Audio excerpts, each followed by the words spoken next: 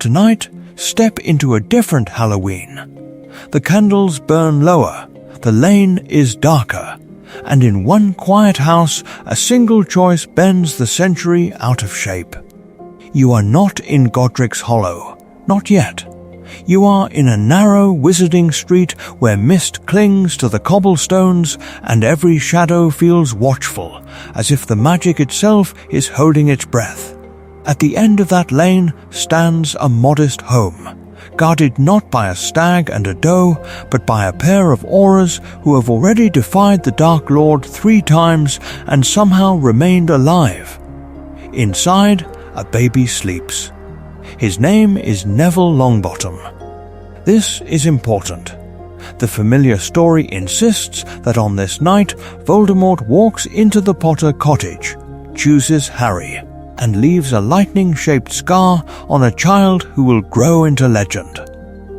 But what if the scar never belonged to Harry Potter at all? What if the mark that would haunt songs and history and nightmares was carved instead into the forehead of the boy everyone underestimated? The boy whose hands would one day shake over a remembrall and a broken wand. The prophecy always had 2 faces, born as the 7th month dies, to parents who have thrice defied him. Either Harry James Potter in Godric's Hollow or Neville Longbottom in this quieter house at the end of the lane. The Dark Lord would mark him as his equal, the seer had said, and in our known story he chose the child of James and Lily. But imagine the wand turning, the path veering, the cloaked figure stepping not toward the Potter's cottage, but toward the Longbottom's door instead. In Godric's Hollow, the night is strangely peaceful. James and Lily laugh, unaware that history has glanced away from them. The grave that will one day bear their names is still uncut, the stone uncarved. The grave was empty because no legend is being written there tonight. Not Dumbledore, who had listened to the prophecy, not Hagrid, who had flown through the dark with an orphaned child in another life, not Sirius, who had sworn Godfather's protection, knows that fate has turned its head. Here, in the Longbottom home, the cradle Voldemort chooses will decide which boy carries the weight of every wand raised in hope or fear. The killing curse flashes. The house shudders. A grandmother's world ends in a scream that will never quite stop echoing. And in the ruined nursery, a baby survives with a burning scar and a prophecy wrapped around his name like chains. This universe is heavier. Haunted fame is not a thrill, but a burden laid on a shy child whose magic has always seemed uncertain, whose every stumble will be read as omen. The prophecy becomes a weapon in trembling hands, twisted by fear, by ministry panic, by a wizarding world eager to crown a hero it can point to and say, "He will save us," while doing nothing. We will not rush this. We will walk year by year through this rewritten saga, watching familiar scenes tilt just a few degrees, enough to make them unrecognizable. We will see a Hogwarts where Harry is only another boy at the Gryffindor table and Neville is the one the Dark Lord fears. And it all begins with that single altered choice, on a night when the wrong baby lived. To understand how that wrong baby could have been Neville Longbottom, the story must return to a single, silvery sentence spoken in a darkened room. A prophecy, a thread of words that did not name a child, but described a set of conditions, like coordinates etched into fate. The one with the power to vanquish the Dark Lord approaches, born to those who have thrice defied him, born as the 7th month dies. The grave was empty of names here. No Harry, no Neville, only timing and defiance and a cold arithmetic of war. This is important. The prophecy did not care for bloodlines, for fame, for narrative symmetry. It cared that there were parents who had stood against Voldemort 3 times, and that a child would arrive as July fell into August. On one side, James and Lily Potter. On the other, Frank and Alice Longbottom. 2 Aurors and 2 Order members. 4 soldiers who had spent years in shadowed alleys and ruined safehouses, dueling Death Eaters until their nerves were frayed and their magic burned at the edges. Both couples had faced Voldemort's forces 3 times. Both had survived. Both looked up at the same summer sky in 1980 and felt the quiet, shuddering hope of a child on the way. Harry was born on July 31st. Neville, too, was born at the end of that same month, cradled in St. Mungo's while the war howled outside its warded walls. 2 infants, 2 sets of parents who fit every clause of the prophecy. The world only ever knew one boy who lived because one Dark Lord chose a direction. Rowling herself has said the fork was real, not imagined. Neville was a legitimate candidate, a possible chosen one whose claim to the prophecy was as strong as Harry's until Voldemort intervened. The magic did not narrow the field, Voldemort did.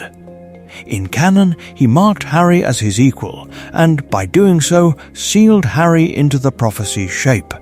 In another world, the mark falls on Neville's brow, and Harry becomes only a boy whose parents are hunted. Dumbledore understood prophecies as mirrors that reflected the fears of those who heard them. Not Dumbledore, who had long since learned that the words themselves were less dangerous than the choices they provoked. Not Hagrid, who had no patience for such divinations.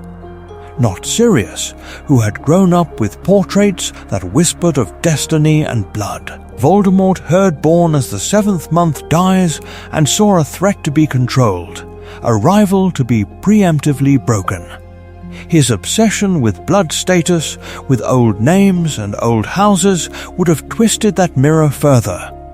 A pure blood child of Aurors from an ancient line, or a half-blood son of a Muggle-born witch who had defied him with a sacrificial charm. Which terrified him more? Which future did he most fear? The pure blood raised in the heart of the Ministry, or the boy whose mother's love had already undone his magic once? Picture the decision point. A cloaked figure in a shuttered room, prophecy words hissing in his memory, 2 addresses whispered by spies. Longbottom, Potter, left or right.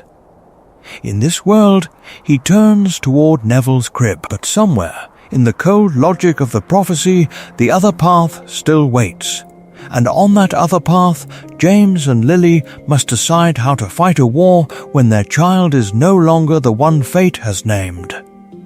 Voldemort does not stumble into Neville Longbottom's life. He is led. The trail begins in whispers. In Nocturne Alley, where fear is a currency and names are traded like cursed artifacts, a hunched wizard mutters that the Auror Frank Longbottom has defied the Dark Lord 3 times and lived. In a safe house outside Cardiff, a spy half hears an Order meeting, catches only the end of a sentence. The boy born at the end of July. This is important. 2 names surface again and again in different mouths that all taste of terror. Potter, Longbottom. One is spoken with a kind of resentful awe, the golden boy of the Order, James with his laughing defiance, and Lily with her unyielding wand. The other is spoken with a different weight. An old name, a pure blood name. A house that has stood since before the Ministry had marble floors. In a shuttered room, Voldemort considers both. The prophecy has given him a shape but not a face, a child but not a certainty.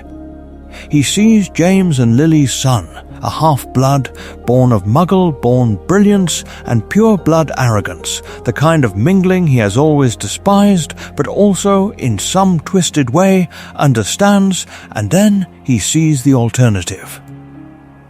A boy of ancient lineage, the latest branch on a very old tree, a pure-blood infant whose very existence suggests that old houses might yet produce those who will defy him. It is ideology that tips the scale. For Voldemort, a half-blood boy is an insult to be corrected. A pure-blood boy who might grow to oppose him is a blasphemy. The grave was empty in his mind long before he ever saw a crib. He has already buried the old families who refused to kneel. To strike at the Longbottom heir is to send a message to every trembling pure-blood drawing room: even your oldest magic cannot save you. So the map is read a fraction differently. A Death Eater, steeped in his own blood prejudice, emphasizes the Longbottom name when reporting. A line from the spy's memory is misinterpreted, the pause in a sentence shifting the weight from Potter to Longbottom. An address in Godric's Hollow is marked, then set aside. Left or right? Neville or Harry? The quill scratches one more time and the plan is sealed. Halloween splits. On one side of the unseen divide, the cottage in Godric's Hollow stands quiet but tense. James and Lily move through their rooms with wands always within reach, the Fidelius charm wrapped tight around their lives. Lily was a charms prodigy, and she has reinforced every ward she can touch, feeling the prophecy like a bruise she cannot heal. Harry sleeps, unaware, while his parents listen to the wind and wonder if this will be the night. On the other side, in a modest house ringed with ministry standard protections, Alice and Frank Longbottom are not wondering at all. They are tired. They are relieved that their latest mission is done.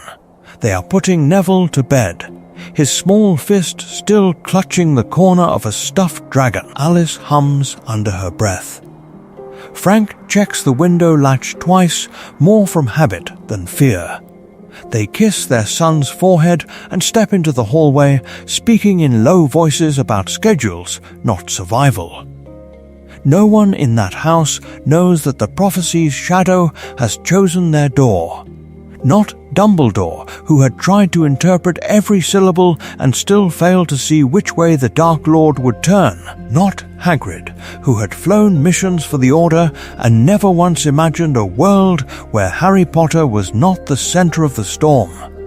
Not Sirius, who had sworn to protect his godson and now waits, restless, for a threat that is walking somewhere else entirely. The hinge is so small it could be missed. A bias in a Death Eater's voice. A memory recalled out of order. An old pure blood name that sounds louder in Voldemort's ears than a young family in Godric's Hollow.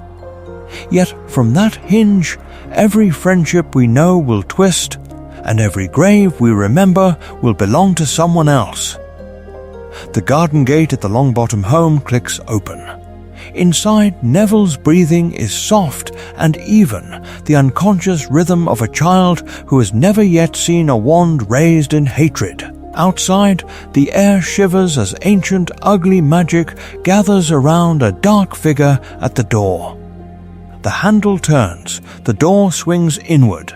For a heartbeat, there is only the silhouette of Voldemort in the frame, and the faint, sleeping breath of a baby who has no idea that the world has just named him its savior and its sacrifice. And upstairs, as the first step creaks under that approaching weight, destiny quietly begins to rewrite every name on every future grave. The house in Godric's Hollow is quiet, but the Longbottom home is not. On the hill above the village, on a night that smells of cold and wood smoke, another cottage breathes a different kind of vigilance. aura cloaks hang by the door, still dusted with ash from raids that ended only hours ago. A battered pair of dragonhide boots stands beside a toy broom, its twigs frayed from the clumsy enthusiasm of a baby who is not yet walking but already reaching for the sky. Alice Longbottom hums a lullaby as she moves, wand in one hand, bottle in the other. The tune falters. The wards shiver. This is important. She does not know why the outer ring of protection has gone silent, only that it has. Frank looks up from the kitchen table, where maps and mission reports lie spread like a second battlefield. His hand is on his wand before the clock in the hall can finish chiming the hour. They do not run.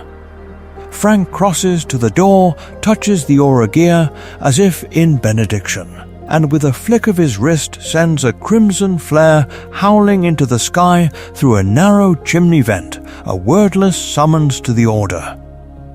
Alice moves the other way, toward the stairs, toward the small room where Neville breathes in soft, uneven snuffles. She is already casting, layering fresh defensive charms over the existing lattice, turning the sitting room into a choke point. A last stand built from oak beams and sheer refusal. The knock never comes. The door simply ceases to exist. Voldemort steps through splinters and smoke, and the air changes. The magic in the cottage recoils like something alive.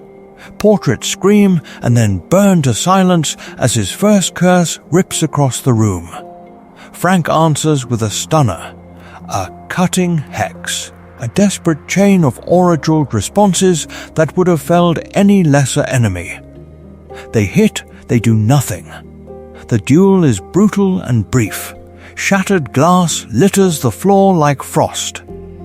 Wallpaper blackens and peels under heat so intense it leaves the smell of ozone and burning wood in its wake.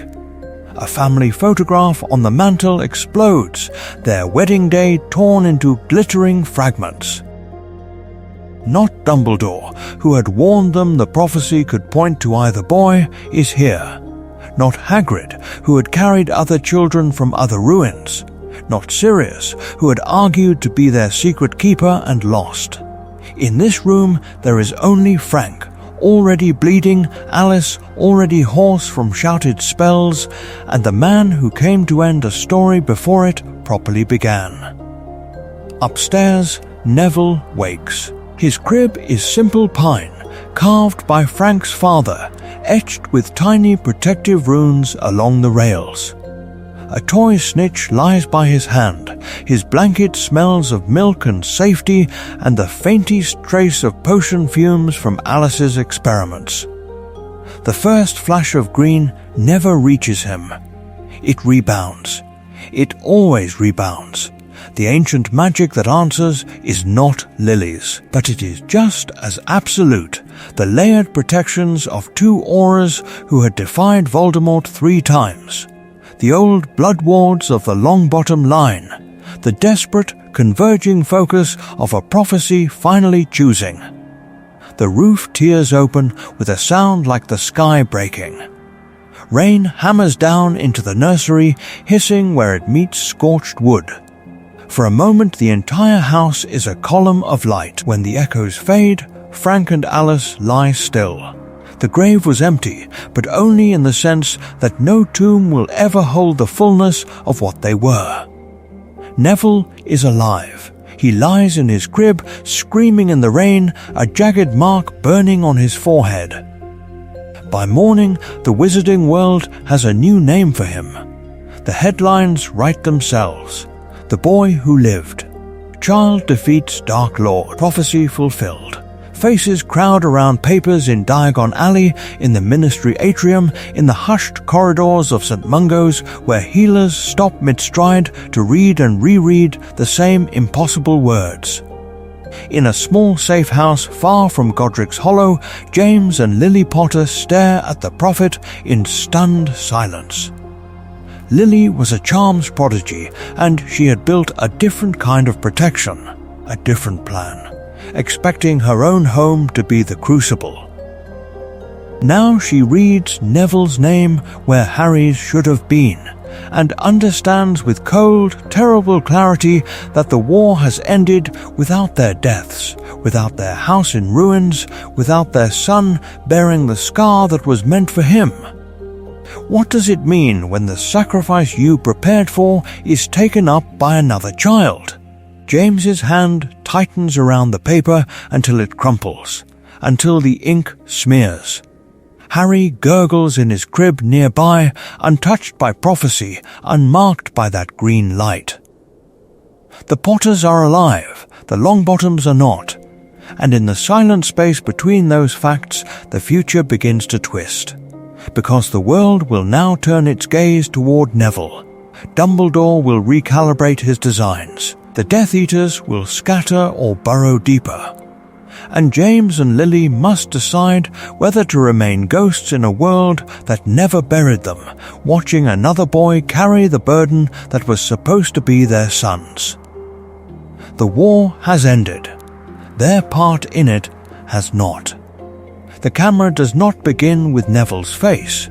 It begins with paper. Headlines swirl past like falling ash, the Daily Prophet spinning toward us, that familiar black and white photograph we all know, only it is wrong. Not Hagrid, who had cradled a lightning-scarred Harry against his chest, flying a motorbike over London. Hagrid again, but different.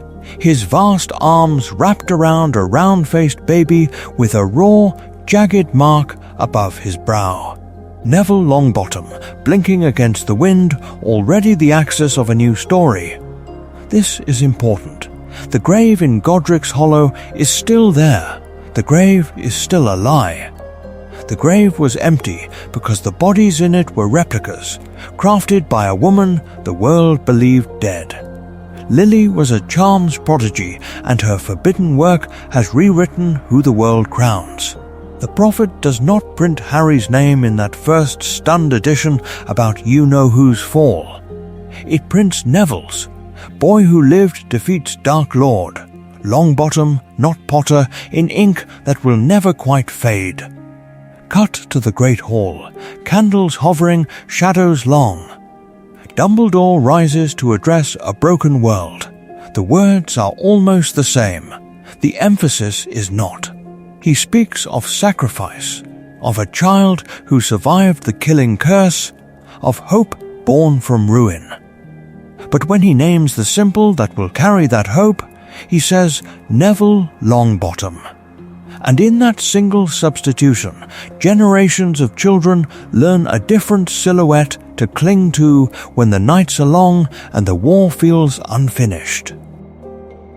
Not Dumbledore, who had always believed in the power of love, quite realizes how the magic of myth will coil itself around this boy instead of the one he quietly monitors from afar. Harry remains a file in his private drawer, a contingency in a larger plan. Neville becomes the legend. Sirius Black's photograph is next, gaunt and screaming behind Azkaban bars. But trace the story backward. His godson is alive, untouched, hidden behind layers of charm and lie. James and Lily are not the names carved on the fresh stones, the Longbottoms are. Alice and Frank tortured beyond recognition in a different ward of St. Mungo's, while another cottage lies in ruin. Sirius's grief has nowhere clean to land. Not Sirius, who had loved James like a brother and sworn to protect Harry, can quite understand why the world chants Neville's name while his own heart is fixed on a boy who does not appear in any headline. Hagrid stands in another blasted nursery, sobbing over different bodies. The wallpaper is different. The cradle is different. The grief is the same. Magic burns, dust hangs in the air, and somewhere a baby cries. The emotional truth of the war does not care which surname the prophet chooses. Not Harry in the cupboard. Neville in the spotlight. not the boy who lived in hiding, but the boy paraded in profit headlines, lifted above crowds at Diagon Alley openings, his every stumble recorded, his every accidental magic treated as omen. We see the Hogwarts Express platform. Dumbledore's hand light on a small shoulder. Not Harry, wide-eyed and anonymous, but Neville, cameras flashing, Augusta's hat a fortress beside him, as strangers reach out as if touching him might confirm the prophecy is still alive. Harry watches from the edge of the frame. Another boy with a trunk. Another child who knew only that his parents were graves, and that graves do not move. What happens to a world that crowns the wrong boy for the right reason? And when these two children finally meet, each carrying a different kind of burden, which truth will matter more, the prophecy or the lives they have actually lived? The answers will not be kind. Augusta Longbottom did not ask to raise a legend. She buried a son in all but name, and watched a daughter-in-law vanish into madness, then walked out of St. Mungo's with a baby on her hip and a prophecy on her shoulders. The grave was empty of bodies, yet full of expectation. The world had already decided what this child must become. This is important. In another story, Neville's childhood is small, almost invisible, defined by lost toys, forgotten birthdays, and a grandmother who worries he has no magic at all. Here, every accidental charm that flares around him is recorded, dated, interpreted. A teacup that explodes when he cries becomes a column in the Daily Prophet. A fall from a seaside pier that ends with him hovering, wide-eyed above the water, is not a family anecdote. It is proof that destiny is alive and calculating. Augusta is both grandmother and regent, ruling a house that has become a shrine. She walks past the quiet rooms where Frank and Alice do not live and straightens the portraits like a general reviewing a regiment. Not Dumbledore, who had repeated the prophecy in that low, grave voice, not the Aurors who salute when they see the boy's scar, will be responsible if Neville fails. She will. So she builds him as one might build a wand, carefully, relentlessly, shaving away anything that seems weak. In the mornings, there is etiquette, the proper way to address a Wizengamot elder, how to sit, how to bow, how to wear grief like a well-cut robe. At midday, there is history and pure-blood custom, drilled until names and dates march through his mind in perfect order. In the afternoons, there is dueling. A child's hand wrapped around a Tutelage wand, learning stunners and shields before he learns the constellations. He wants the garden. She gives him footwork. Canon Neville flinches when his name is called, shrinks from notice, loses his toad on the train. This Neville learns early that losing anything in public becomes headline and cautionary tale. A dropped fork at a ministry luncheon leads to 3 editorials about whether the boy who lived is being properly prepared. A moment of tears outside St. Mungo's is captured by a photographer. The photograph circulates for weeks. How does a child breathe when the air itself is made of other people's expectations? Outwardly, he adapts. His voice steadies when he speaks to adults. He learns to meet the flash of cameras with a composed, almost distant gaze. He can recite the prophecy without stumbling, though Augusta never asks him to. There is confidence here, earlier than in the story we knew, but it is a lacquered surface over wood that has never been allowed to bend.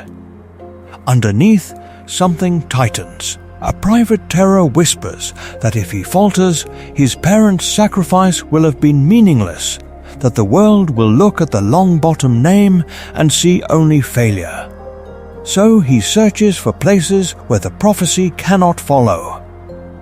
In the far corner of the greenhouse, where the air is heavy with damp earth and slow, patient magic, Neville sits cross-legged beside a squat, unremarkable plant. He tells it about the dueling drills, about Augusta's sigh when his shield wavers, about the way adults lower their voices when they say his name. The plant does not flinch. It does not know he is famous. It does not care that there is a plan written over his life in someone else's handwriting. Here, among leaves that curl toward the light without asking permission, he can imagine being only a boy, not a symbol. The day will come when Hogwarts calls, when the castle will test what Augusta has forged and what Neville has hidden. But for now, in the quiet rustle of the greenhouse, the chosen one leans closer to a sprig of green and whispers the only truth he cannot say anywhere else, that he is afraid. While Neville whispers his fear to leaves that cannot answer, another boy kneels on a kitchen floor in Surrey, his hands raw from scrubbing. The tiles are cold, the house is quiet, the world is not. On Privet Drive, the newspapers still rustle with the name of a child who survived the killing curse, but that name is not Harry Potter. The prophet's ink has fixed itself on Neville Longbottom, on a cottage in Godric's Hollow, on a scar that is not lightning-shaped.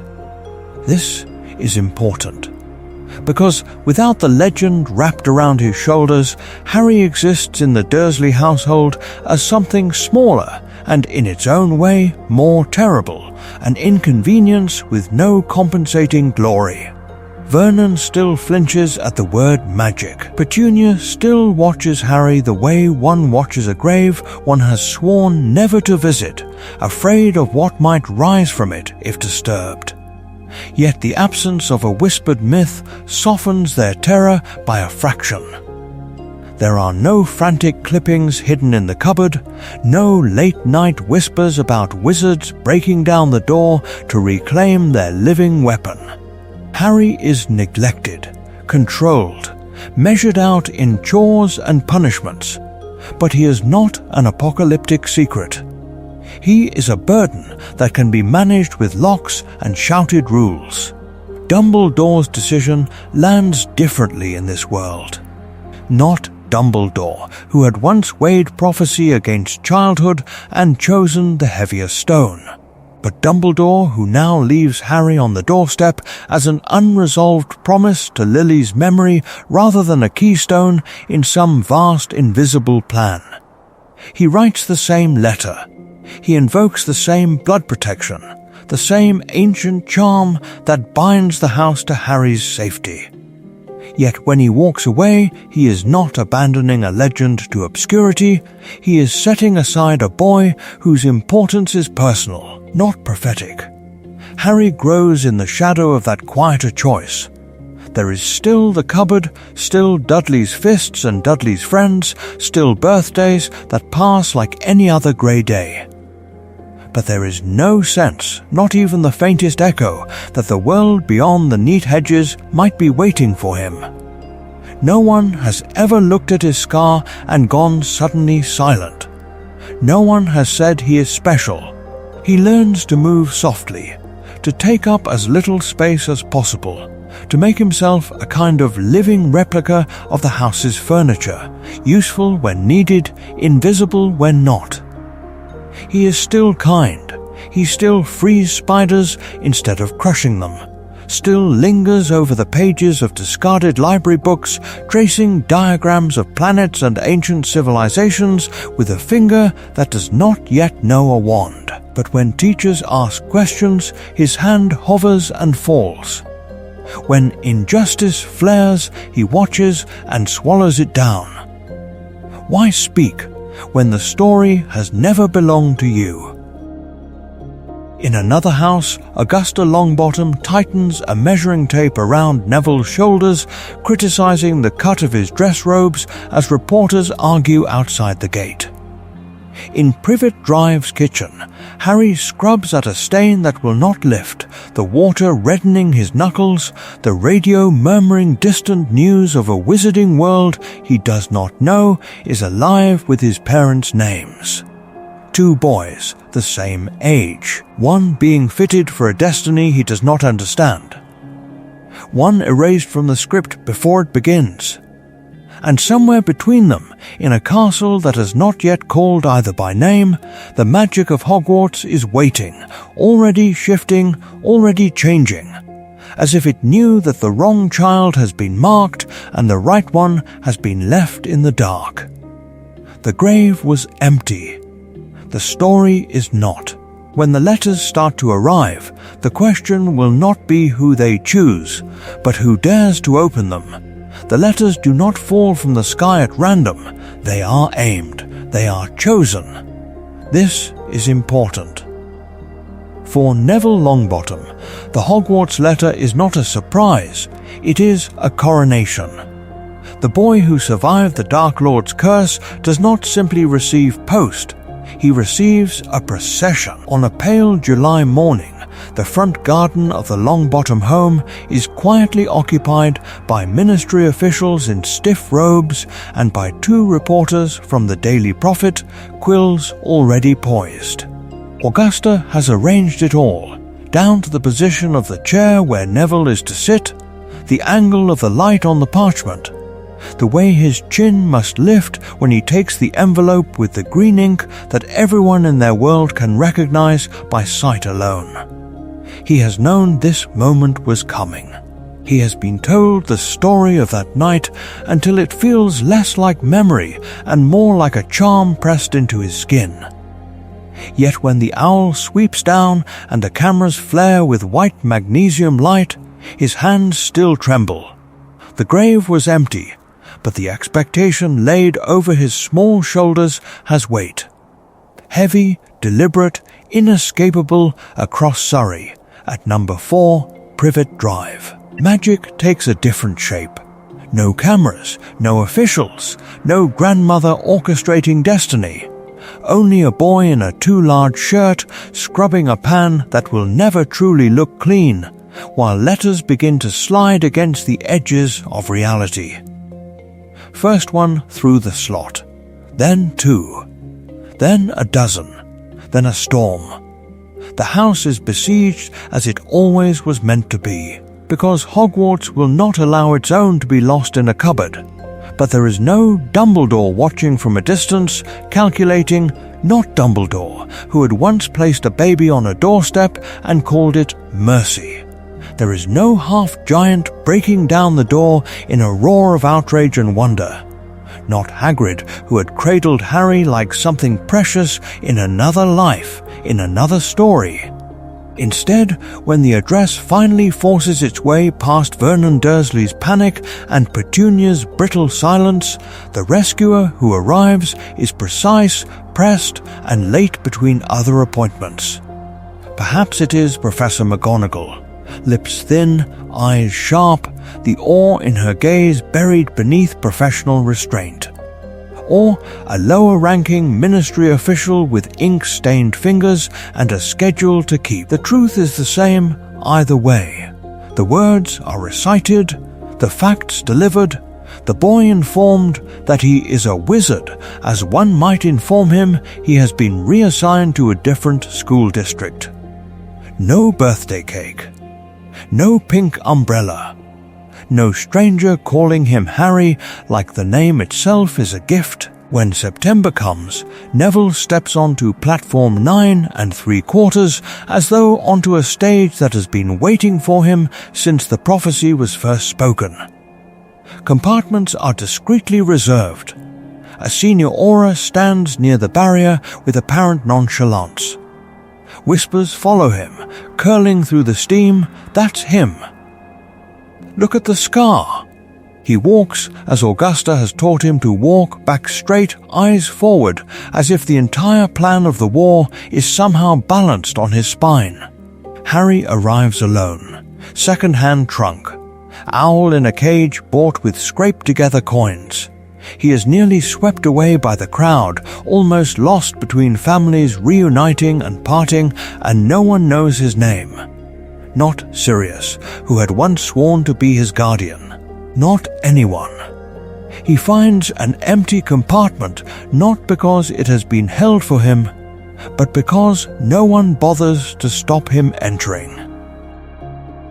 As the Hogwarts Express shudders and pulls away, two boys move in opposite directions along the same track. In one carriage, Neville sits opposite the window, repeating in his mind the injunctions Augusta has drilled into him. Be brave, be watchful, be worthy of those who died. In another, Harry leans his forehead to the cool glass and watches the suburbs fall away, wondering, with a quiet, aching hope, whether this castle in the north might finally be a place where he can be something other than unwanted. Or perhaps, for the first time, anything at all. Between them, the train cuts a red line through the country, carrying one boy toward the burden of legend and the other toward an unexpected, unwritten freedom. The magic inside Hogwarts is listening. It knew. The boats cut through the black water. The castle looms above them. The magic inside Hogwarts is listening, and tonight it will choose where to set the world's new center of gravity. In the great hall, the candles burn lower, as if the room itself is holding its breath. Names are called. Children stumble forward. The old Sorting Hat yawns and mutters. This is the familiar story. But then Professor McGonagall reads a name that has lived in headlines and whispered fears for 10 years, and the air changes. Longbottom, Neville, the buzz is immediate, a low, disbelieving roar that swells against the enchanted ceiling. The boy who lived walks to the stool with a measured tread Augusta drilled into him, back straight, chin lifted. Every movement a quiet refusal to show the tremor in his hands. He sits. The hat drops over his eyes. For a moment, the world becomes cloth and breath and a voice older than any living wizard. "Ah," says the hat, and the sound is almost a sigh. So this is the one. It tastes the old self-doubt. The boy who in another story would lose his toad and his way. Who would think himself a disappointment laid at his grandmother's grave. It feels layered over that, the trained composure, the disciplined wand work, the hours of practice designed not for marks but for survival. The prophecy hums against the hat's seams like a cursed charm, weighty and insistent. This is important. Hufflepuff whispers of loyalty. Ravenclaw murmurs of quiet, methodical thought. Even Slytherin coils, sensing a pureblood name and a legacy of defiance that could be sharpened into something ruthless. But the hat also knows the shape of wars. It remembers another boy, another scar, another time it hesitated. The grave was empty in Godric's Hollow in this timeline too, but the legend did not die. It simply moved. Gryffindor, it decides, and the word is less a choice than a confirmation of something already written. The table explodes. Ron Weasley is on his feet first, freckles stark against flushed skin, eyes alight with the simple, hungry hope of a child who wants more than anything to be near the center of the story. Hermione Granger claps hard, gaze fixed on Neville not with awe but with analysis, already cataloguing dates, attacks, and the fractured truth of that Halloween night. Draco Malfoy watches from the Slytherin line, pale eyes narrowing as calculations shift.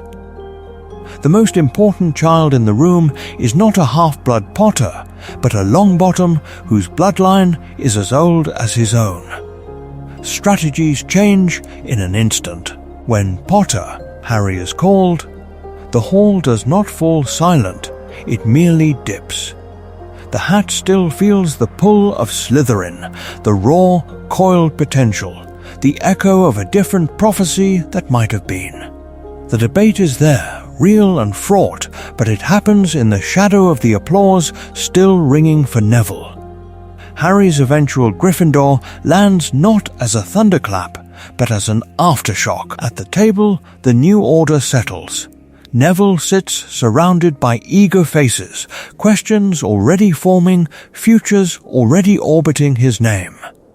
A few seats down, Harry watches, the gravity of destiny bending the room around someone else, and feels, for the first time at Hogwarts, the strange, hollow freedom of being overlooked. The castle takes note. It knew this too would matter.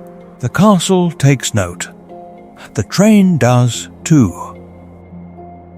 On the Hogwarts Express, Fame redraws the map of the corridor before the Sweets trolley even rattles past. Neville sits in a compartment that fills too quickly, his name already a kind of gravity, his scar a visible reminder that the grave was empty in another house, another story.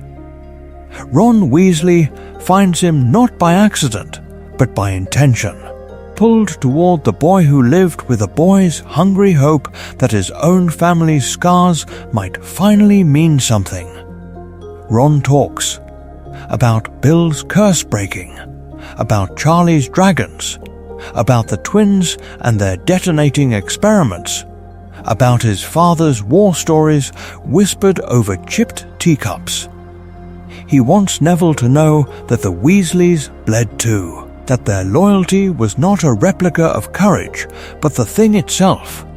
This is important, because from the beginning, Ron is not merely looking for a friend, he is looking for a place in the legend that has already formed around another boy's name. Hermione Granger arrives in a different posture entirely. Arms full.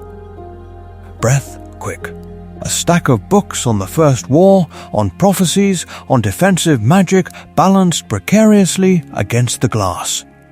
She has read about the Longbottom attack, about parents broken in St. Mungo's, about a child who survived when he should have died. She thinks she is being helpful when she lays the volumes down and begins to recite what she knows. Neville flinches, not visibly, not enough for Ron to notice at first, but inside something recoils at seeing his life reduced to chapters and footnotes, to a case study in fate. He has spent 10 years being the boy who lived. He does not know how to be simply a boy. Hermione does not yet understand that her need for the full truth can feel like dissection. Not Dumbledore, who had watched another child bear another prophecy, would see the fracture forming there. Not Hagrid, who had once carried a different infant from the ruins of a cottage. Not Sirius, who had lost both stories at once. Harry enters quietly, late to the compartment, almost an afterthought. He has met Neville already. In a smaller moment, the others will not remember, helping search for a lost toad in a crowded platform, walking the length of the train together, sharing the silence of two boys who know what it is to be raised by people who speak of the war in hushed, unfinished sentences. Later, it will be Harry who steadies Neville's shaking hands before a Quidditch tryout, who says nothing about destiny and everything about breathing.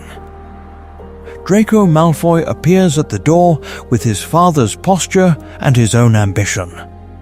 His offer of friendship is angled not at Harry, who in this world is merely a quiet Gryffindor with untidy hair, but at Neville, whose allegiance would be a prize for Slytherin influence. Malfoy's contempt slides past Harry almost without registering. The boy who is not the chosen one is not worth humiliating. By the time the boats reach the lake, the pattern has settled.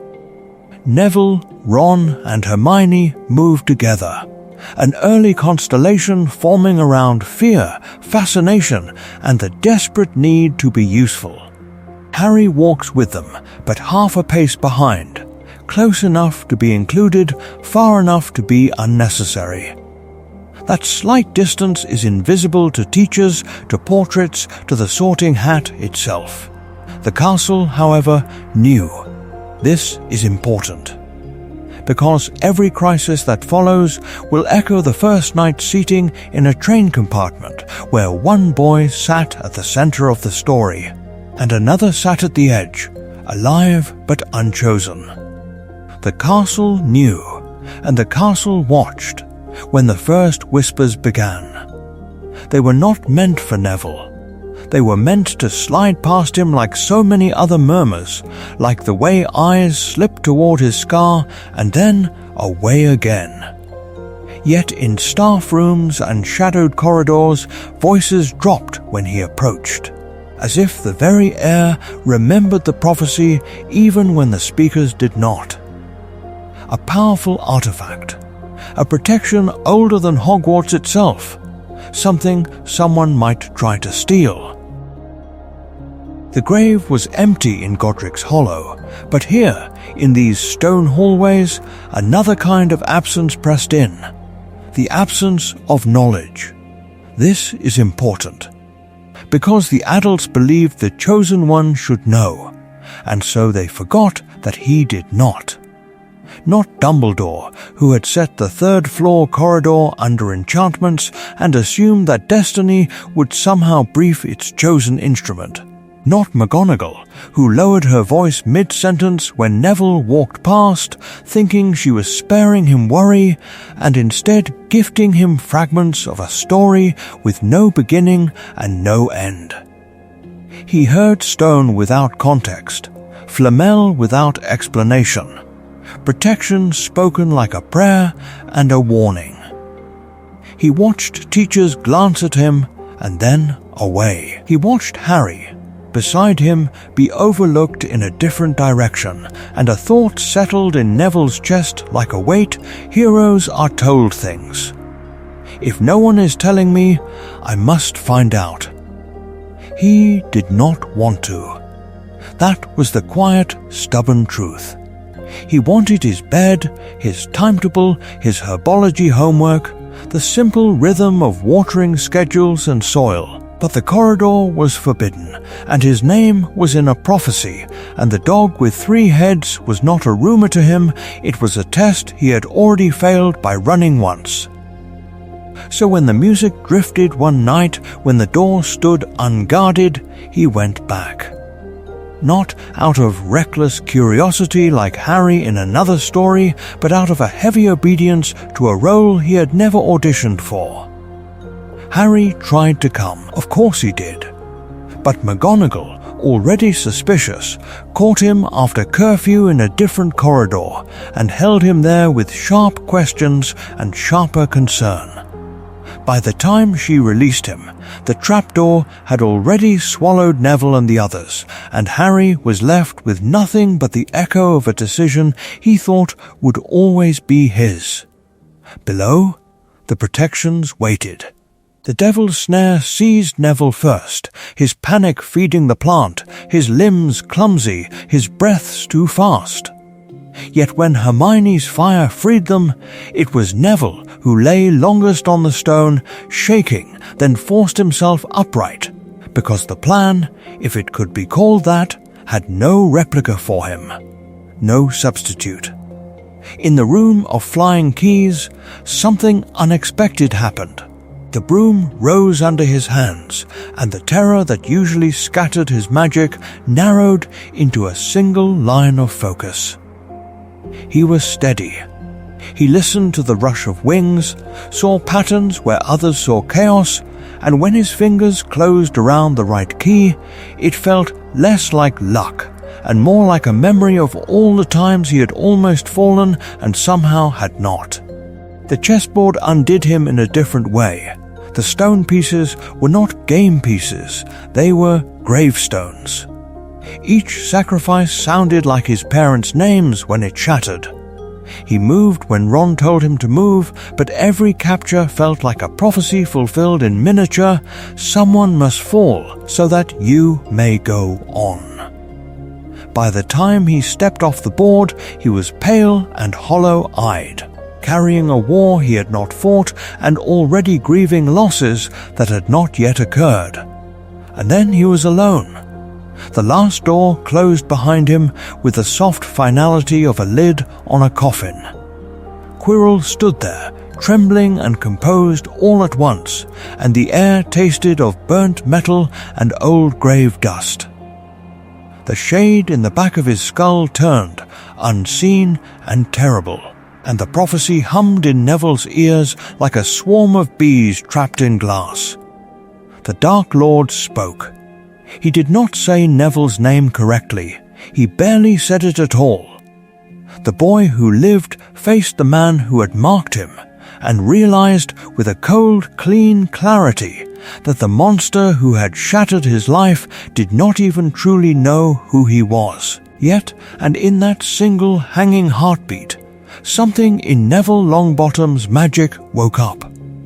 What would it do when called?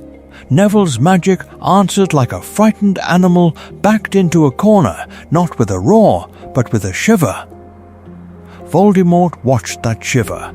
He saw the trembling hands, the two wide eyes, the way Neville's knees almost buckled and then did not. The grave was empty in his memory where the Longbottom should have lain. His victory hollowed out by a baby's survival, and now here, that baby stood. Not a prodigy, not a gleaming young champion, a boy who looked as if a firm word might break him, and yet somehow had not broken. This is important, because Voldemort had imagined the boy who lived as a rival, an equal in some twisted mirror duel of power. Instead, he found something he did not understand and therefore despised, a shaking, stubborn child who refused to look away. Move, Quirrell rasped, wand extended, skin already blistering where it brushed the air around Neville's shoulder. Neville did not move. He did not taunt. He did not argue.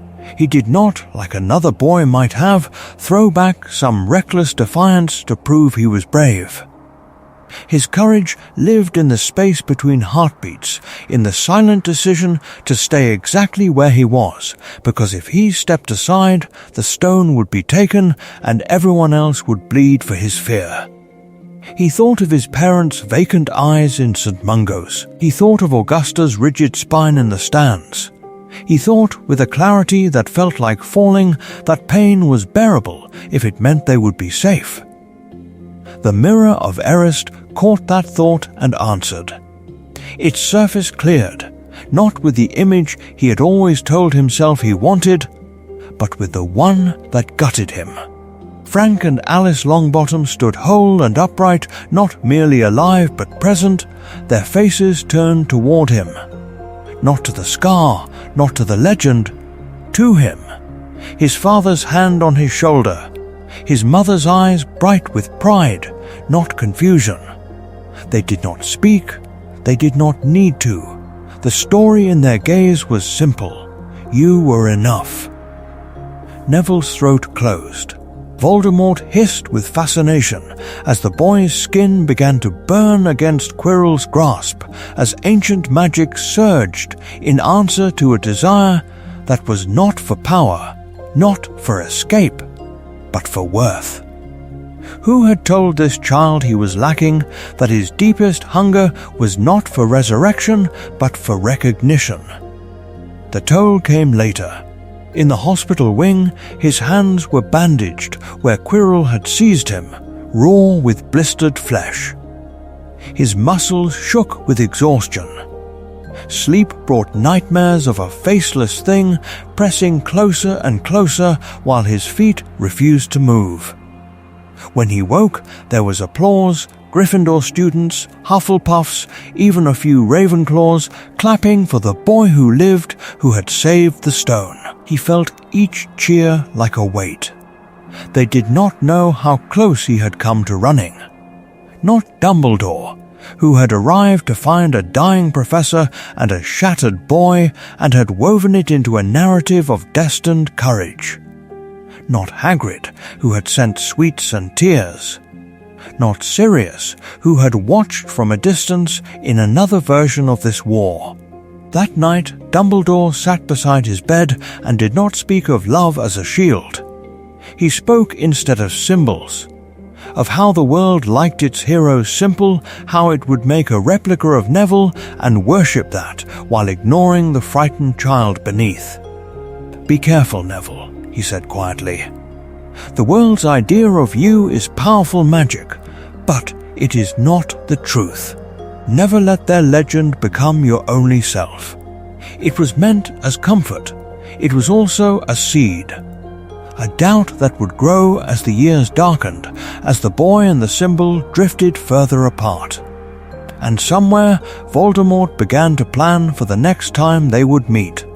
The second year began with a whisper and a warning written in blood. The message on the wall was not merely words. It was accusation. It was prophecy echoing through stone. The Chamber of Secrets has been opened. Enemies of the air, beware. And as the crimson letters dripped and the torchlight trembled, 100 eyes turned, almost as one, toward Neville Longbottom. This is important. In that corridor, before Filch's strangled cry had fully left his throat, the school silently agreed upon a story. The boy who lived would fix this too. Not Dumbledore, who had seen a basilisk once in an old Romanian ruin and knew what such magic could do to a closed ecosystem of children. Not Hagrid, who had loved monsters all his life and carried the grave of a long-dead acromantula colony in his memory. Neville, the boy with the scar and the legend and the invisible weight. The weight grew heavier with each petrified body. Mrs. Norris, Colin Creevey, Justin Finch Fletchley. Every rigid hand, every glassy eye felt to Neville like a tally of his failures, a ledger of lives he had not yet managed to save. Teachers drew him aside after lessons, voices lowered, questions gentle but relentless. Had he sensed anything, any twinge in his scar, any strange dream? They were not cruel, they were afraid. And fear made them lean on the symbol more than the child. Students came too, younger Gryffindors asking if he could walk them to class. A Hufflepuff girl pressing a trembling note into his hand, begging him to keep her Muggle-born brother alive. The grave was empty where his ordinary childhood should have been. In its place stood this replica of heroism the world had constructed around him. He knew it was a charm of expectation, not truth, but knowing did not lessen the pressure. It sharpened it. Hermione saw that. She did not ask him for miracles.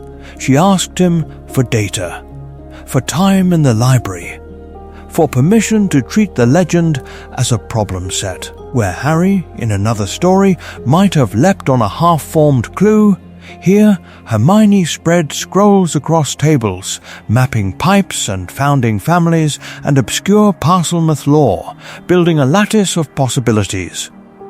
Neville sat opposite her, steady, methodical, his apology notes open beside ancient bestiaries, his mind learning a new kind of courage, the courage to think before he ran.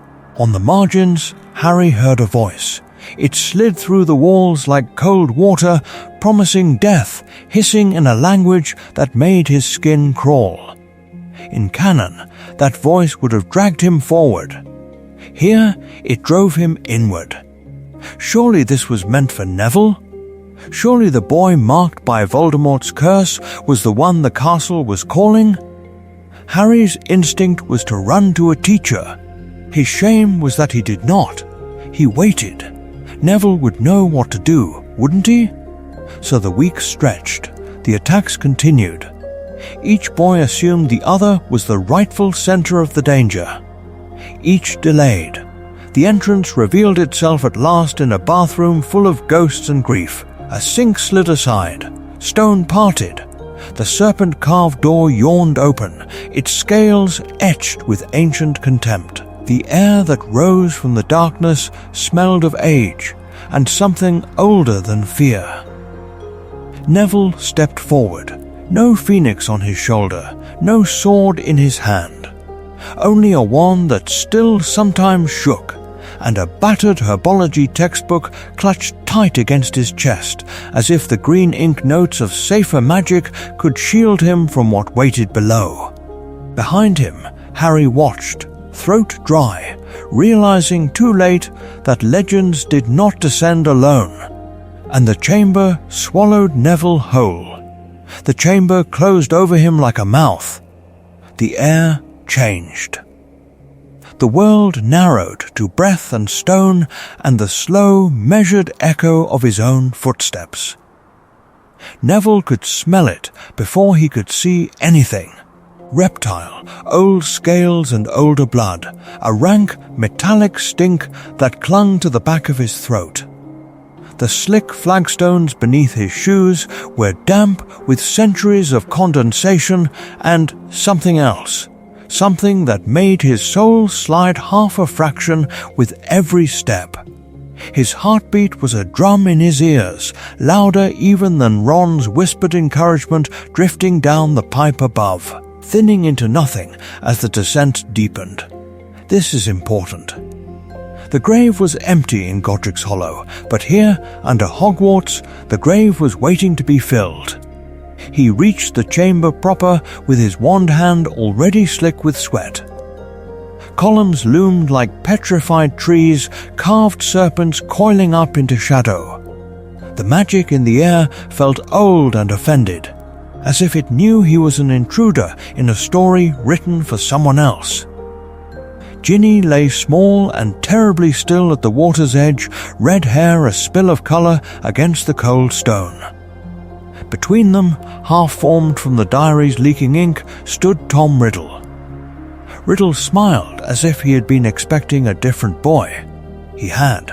Not Dumbledore, who had turned every prophecy into a strategy, not Voldemort, who had chosen his target with murderous certainty, had ever imagined the prophecy bending this way.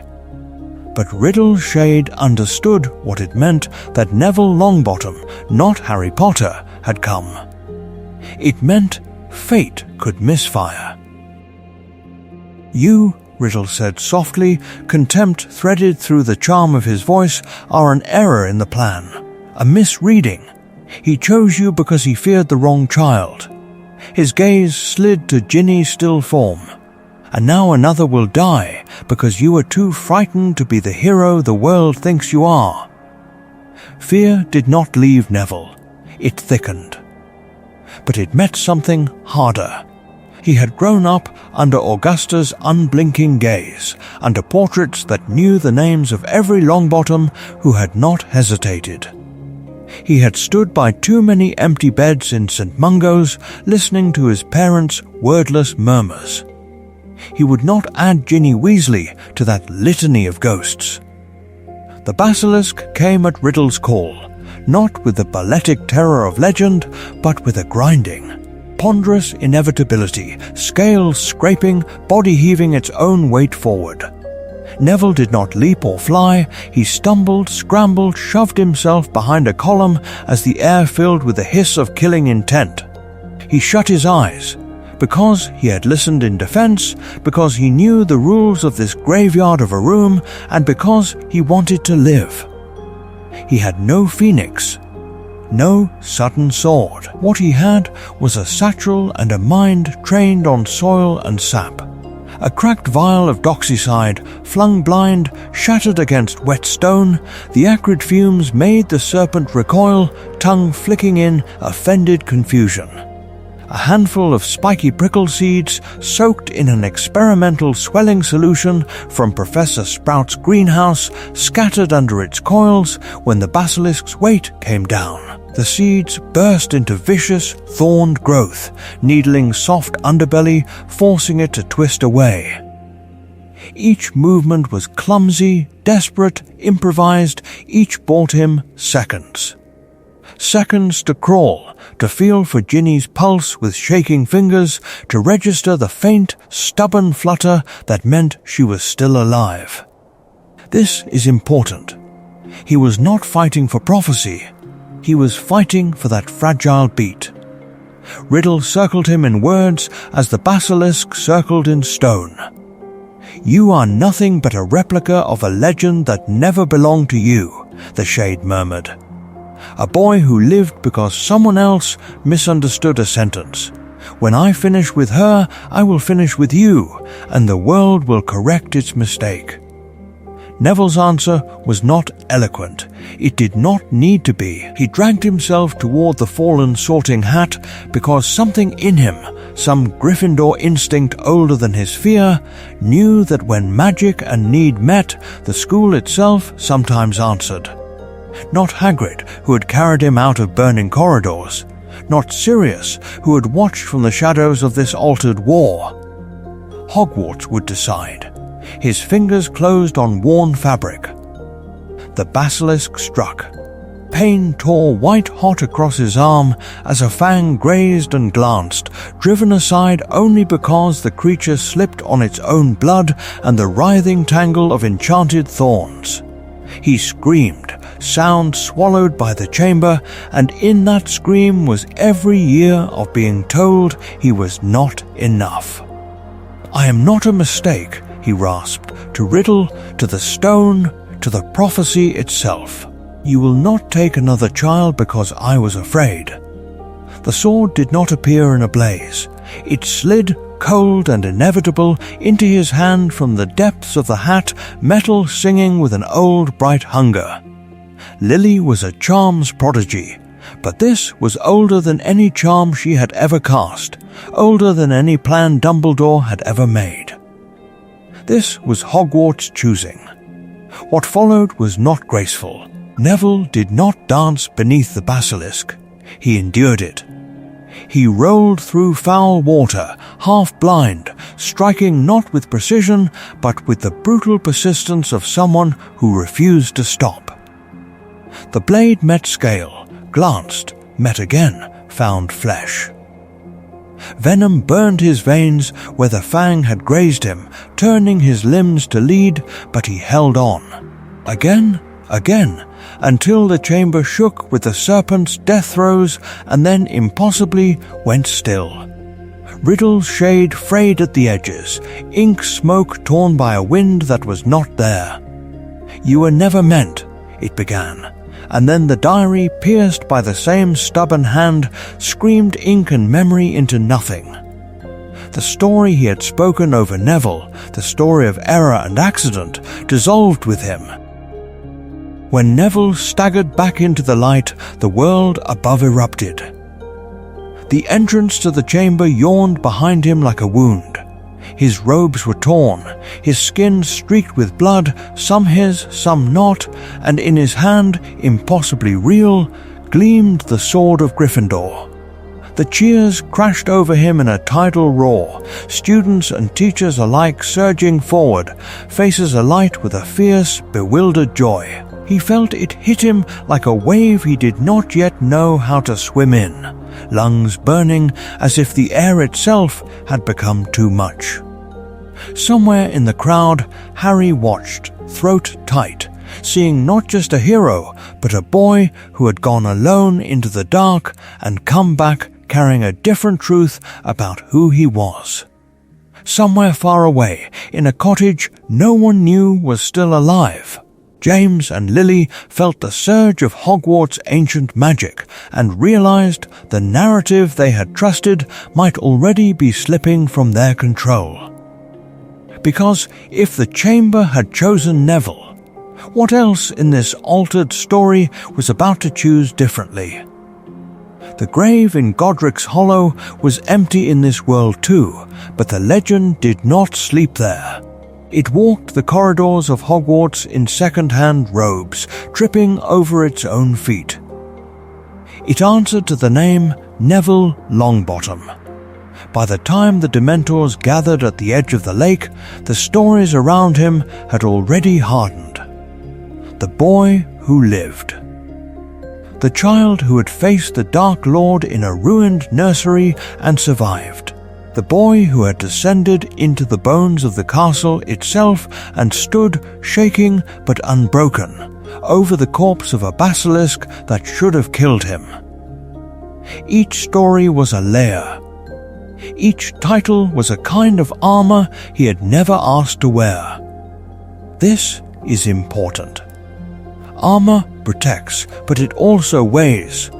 Every new whisper in the Great Hall, every awed first year pointing at his scar as though he were a living replica of some famous statue, added another invisible plate. Not Dumbledore, who had repeated the prophecy to himself in the quiet of his tower, truly understood how heavy it had become. Not Hagrid, who had clapped Neville on the back after the chamber and called him a proper hero now, heard the way the word hero made the boy flinch, because the stories were grand and Neville was ordinary, or so he believed. That belief was the hairline crack running through his third year, when he forgot a password and left the fat lady exposed, when a potion curdled in his cauldron and Snape's contempt filled the room like smoke, when a spell stuttered on his tongue and died. In every stumble he heard the same silent question echoing from desks and portraits and the Daily Prophet alike: how can the saviour of the wizarding world be so breakable? Some nights he lay awake in the dormitory and tried to imagine a different narrative, one where the curse had marked another child and he had been left to be only Neville. He could not quite believe such a world existed. The legend had been grafted to his name too early. It felt less like a gift and more like a binding charm. Then Lupin arrived, quiet as snowfall, and changed the axis of that fear. His defense lessons were different. No theatrics, no peacocking, just careful, methodical magic and the unspoken assumption that even the most frightened student might yet stand their ground. When he set the wardrobe in front of Neville and spoke of boggarts, the room expected Snape. The class laughed in anticipation. Even Neville braced for that familiar, greasy silhouette. The boggart stepped out as something else, not a person, not a monster with fangs, a graveyard of faces instead. His parents hollow-eyed behind St. Mungo's glass, Augusta, fallen, Ginny, pale as she had been in the chamber, a flash of Harry's glasses, cracked, Ron, Hermione, Professor McGonagall, all still, all accusing. A world in which he had failed every single person who had ever believed the stories about him. The room went very still. Lupin saw it. Dumbledore, watching later through memory, would understand it.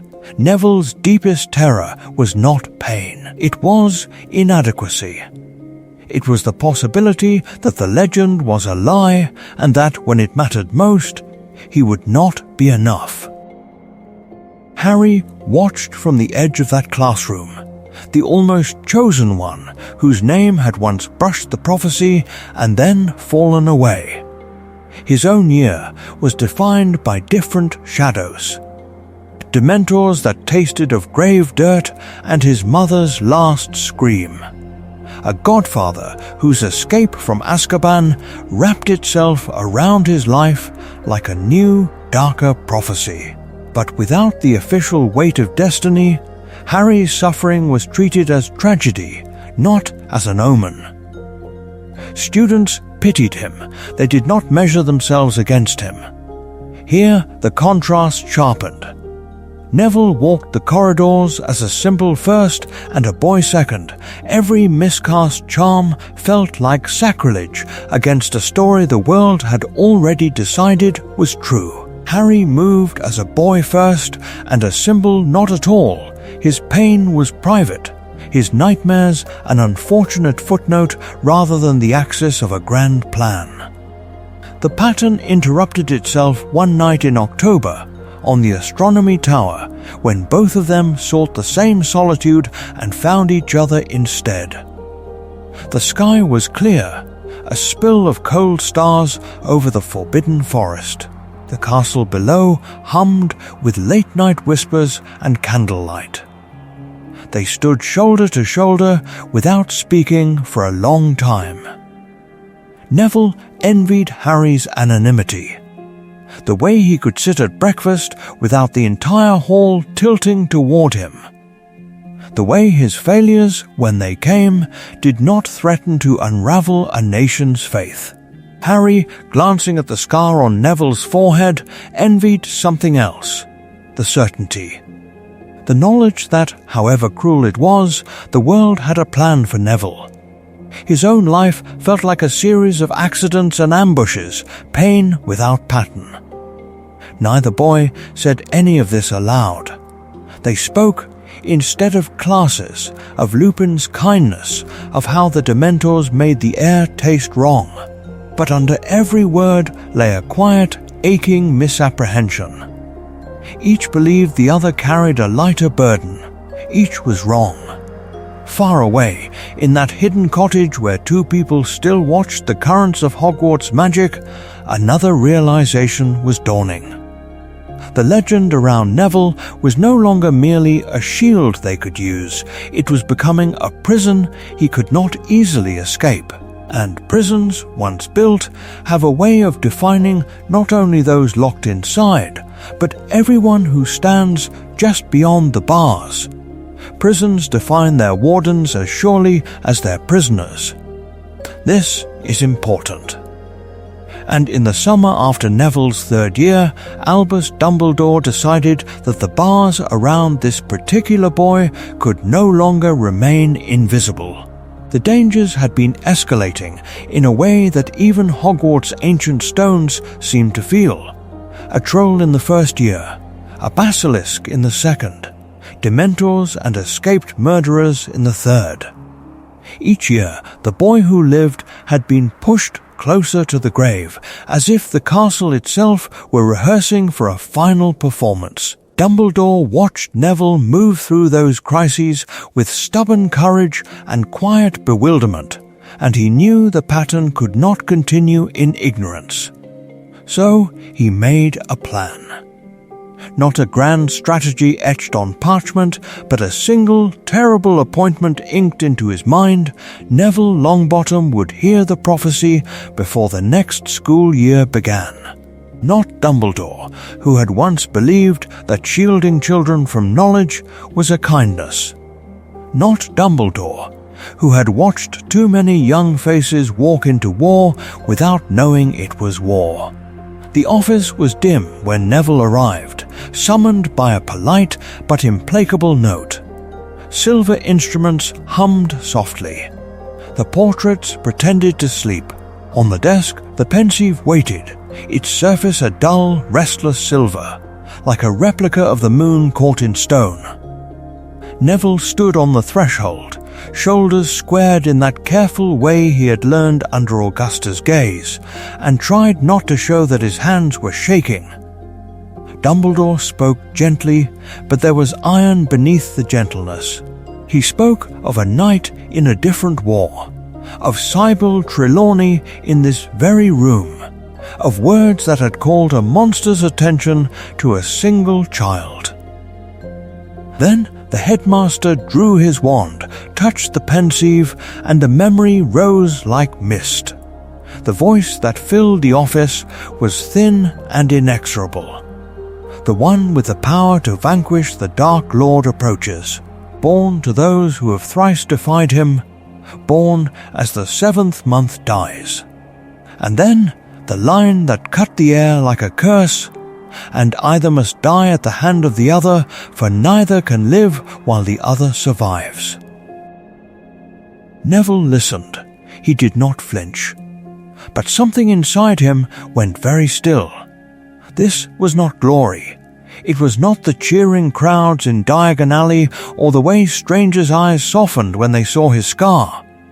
It was a death sentence wrapped in elegant prophecy, a grave already dug in language. Either he must kill Voldemort or be killed by him.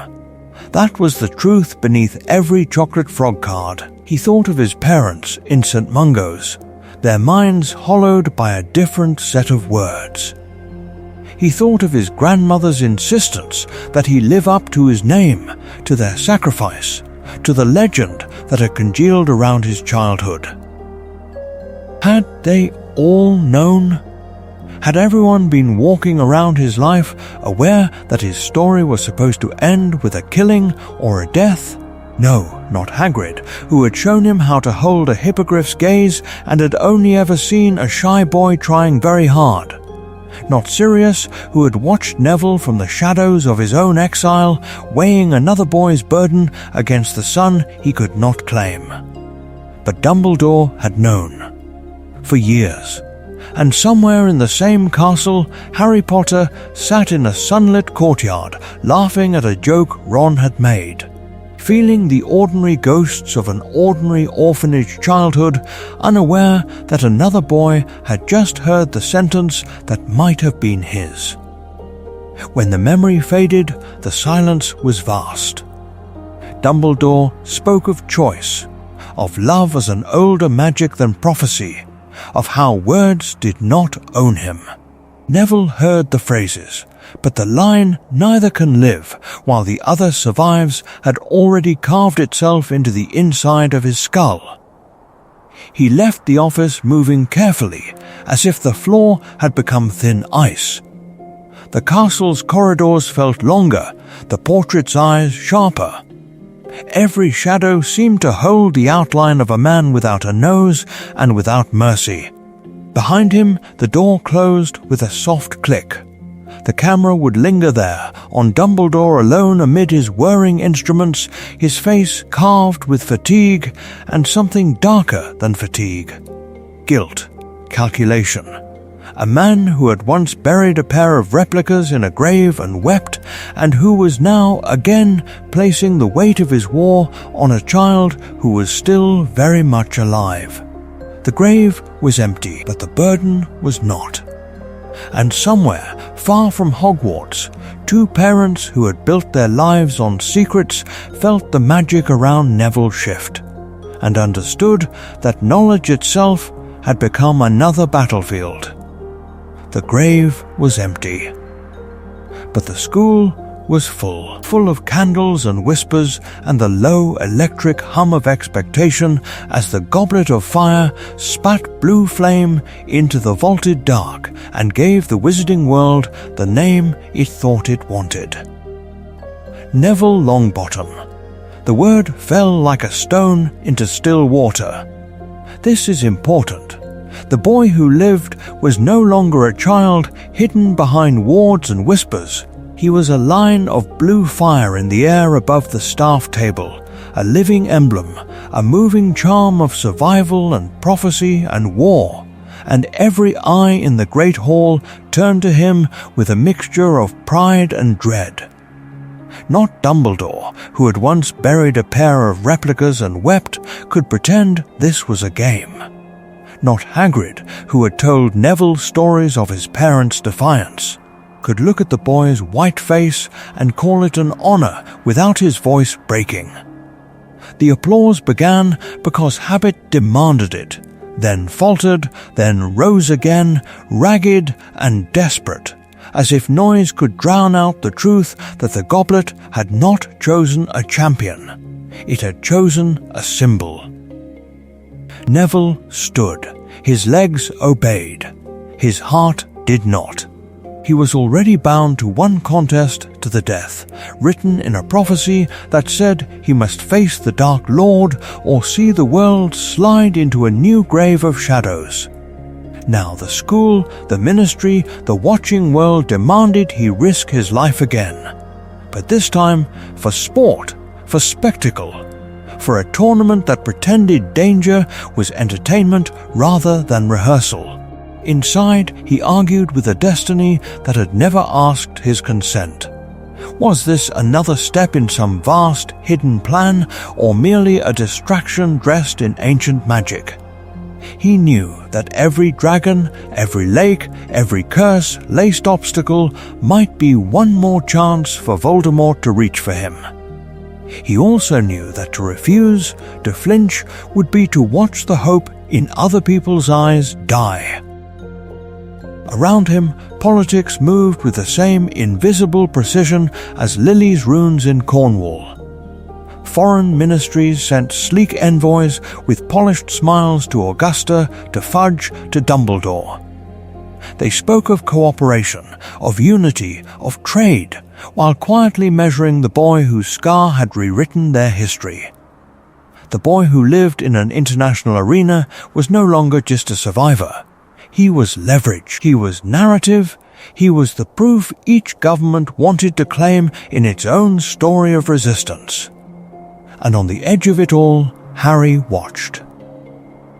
Harry, who was just another Gryffindor in the stands, saw what fame-blinded adults did not. He saw the way certain officials always stood near Neville, as if hoping to be captured beside him in some future portrait of victory. He noticed patterns in who handled the goblet, who lingered near the champion's tent, who watched Neville with calculation rather than concern. He felt wrongness in the air, the way other people felt cold. If Neville was the beacon, Harry was the shadow line that showed where the light was being bent. By the time the third task rose on the Quidditch pitch, the maze was not a puzzle. It was a verdict. The hedges towered higher than the stands, rustling with a sound that was not quite wind, their leaves slick with enchantments that smelled of earth and old binding oaths. The entrance yawned like a green grave, and every path within it curved toward a single point where destiny and design would meet. Neville stepped toward it knowing, with the cold clarity of someone who has read his own future in another man's eyes, that somewhere at the center the prophecy was waiting. That Voldemort, diminished but not defeated, was waiting. That the tournament had never been separate from the war. The crowd roared. The hedges shivered. The magic tightened. And as Neville crossed the threshold, Harry felt the world tilt, as if some unseen hand had at last revealed the true board beneath the game. What exactly was waiting in that maze, and who had arranged the meeting? The pull came without warning.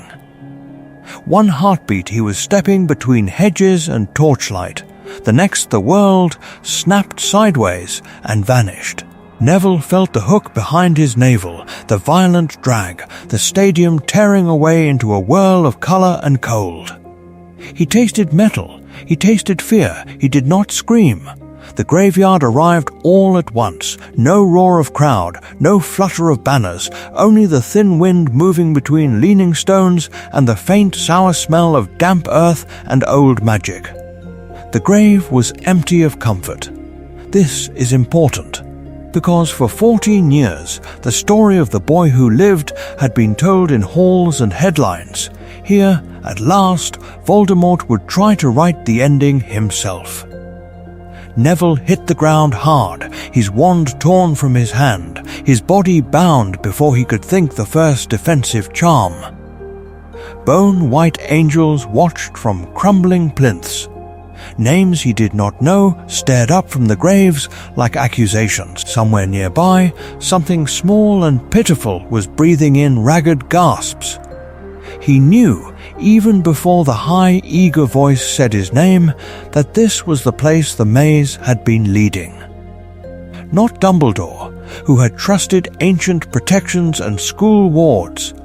Not Hagrid, who had clapped him on the shoulder and said the tournament was honor, pure and simple.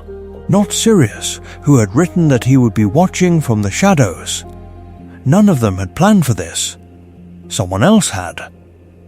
The cauldron steamed like an open wound in the center of the clearing. Bone, flesh, blood, the ritual, unfolded with a grim, deliberate inevitability, each ingredient a theft.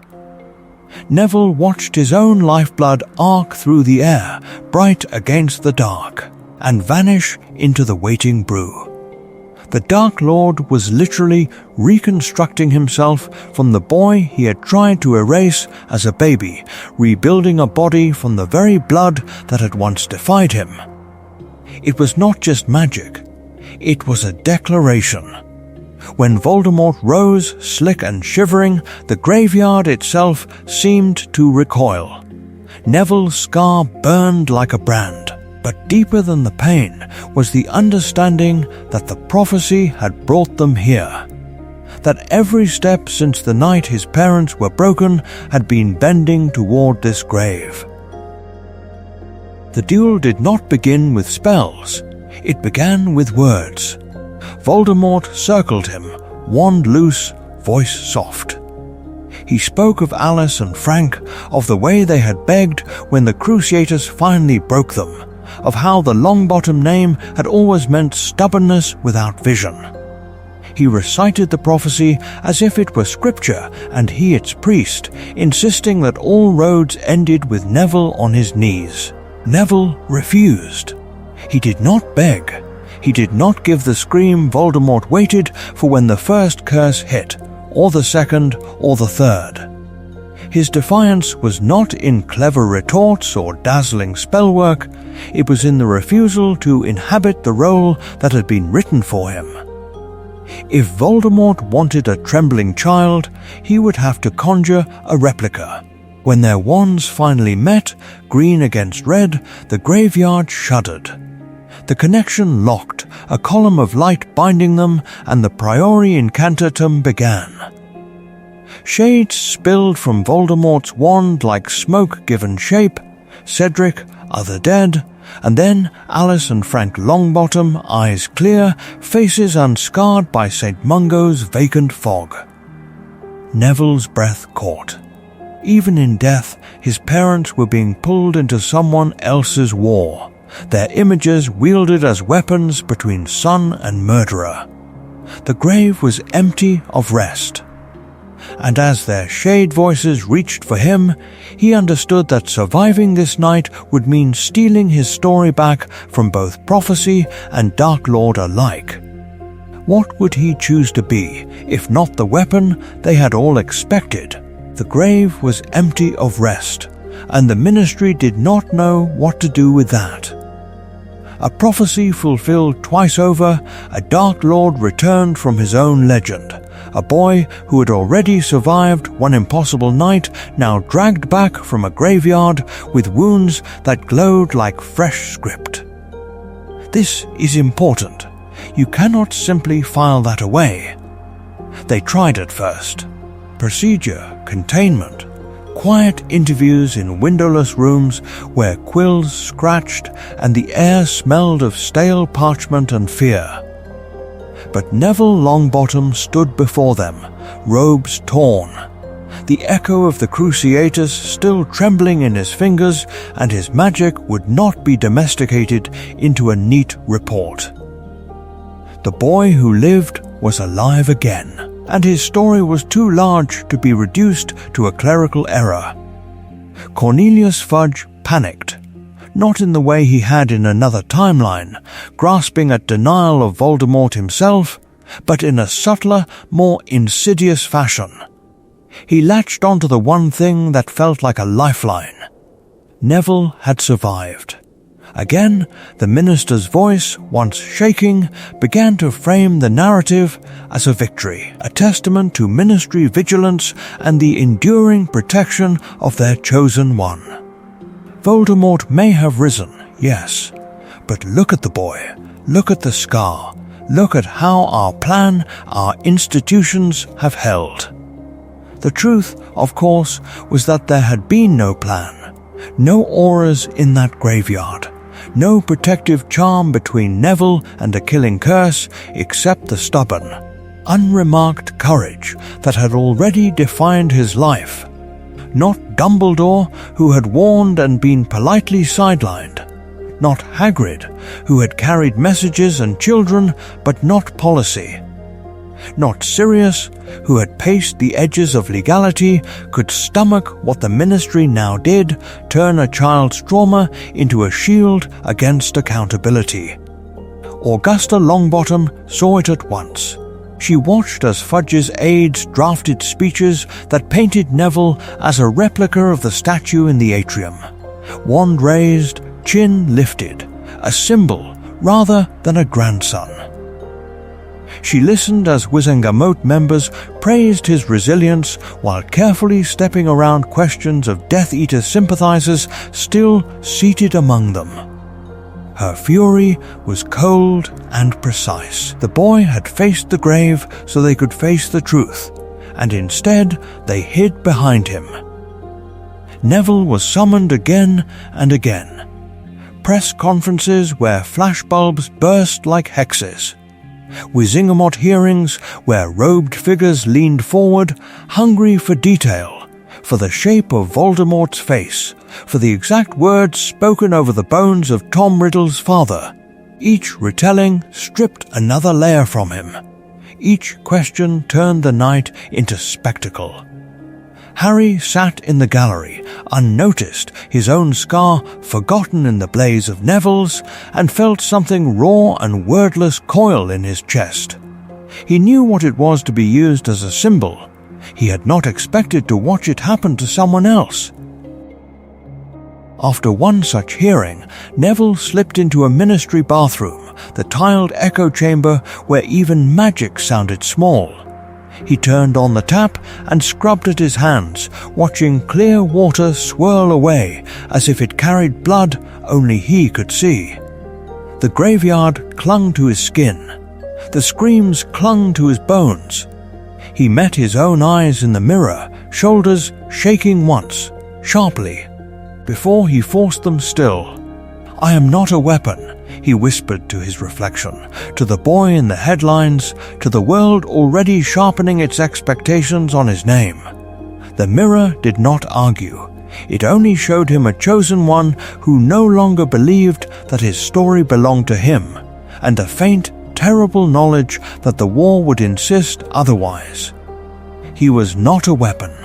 He told himself that, again and again. And then the Order of the Phoenix reorganized itself as if he were the sharpest blade they possessed. The grave was empty in this version of the war too, but it was a different grave, the quiet, metaphorical one where childhood is supposed to lie undisturbed until it is ready to rise. This is important. Around that absence, Dumbledore began to draw his circle of those who would know the full truth of the prophecy and those who would not. Knowledge itself became a kind of charm, a warding line on the floor of Grimmauld Place. Only a handful crossed it. Dumbledore, who had heard every word in the smoky tower room. Augusta Longbottom, who sat opposite him in his office afterwards, back straight, vulture hat trembling, and said, in a voice that did not shake, that if the war demanded a Longbottom child, it would answer to her first. Moody, because paranoia is useless without context. Kingsley and McGonagall, because strategy requires minds that can see the whole board. They knew that the prophecy did not promise victory, it promised a collision. Their plan, therefore, was not to keep Neville untouched, but to ensure that when that collision came, he would not stand there alone. So they began inviting him in. At first it was small things. Neville at the end of the table in Grimmauld Place, hands wrapped around a mug he did not drink from, listening as adults spoke of raids and disappearances. Then Dumbledore asked, almost gently, what it had felt like when Voldemort's eyes met his in the graveyard, what the magic in the air had tasted like, how the Death Eaters had moved when they thought their master unassailable. The room went very still. A boy's impressions were treated as field reports. A teenager's instincts became data in a war plan. By Christmas, he was no longer a mascot. Maps of known Death Eater safe houses were unrolled, and someone would turn to Neville and ask where would he strike next if he were the man in the mask. It was a terrible apprenticeship, a quiet forging of a junior general before he was of age. Harry was there too, still invited to Grimmauld Place, still valued, but as something else now. He fetched tea, he argued about house elf rights, he listened, and because no prophecy clung to his name, he was the one person in the room who could look at Neville and see not a symbol carved over a nation's fear, but a boy whose hands sometimes shook when the meeting ended. When Neville's voice hardened to match Moody's, it was Harry who heard the strain beneath it. Who else would? Not Dumbledore, who had begun to see patterns and inevitabilities where there were only children trying to be brave. Not Hagrid, who had always needed a hero to point to. Not Sirius, who had lost one godson to legend and refused to watch another boy be fed to it. Sirius's loyalty to James and Lily made him dangerous in these rooms. If Dumbledore was willing to risk another family's child, Sirius would be the first to say so out loud. He watched Neville with a haunted protectiveness that had nothing to do with prophecy and everything to do with Azkaban nights, remembering a laughing boy who never got to grow old.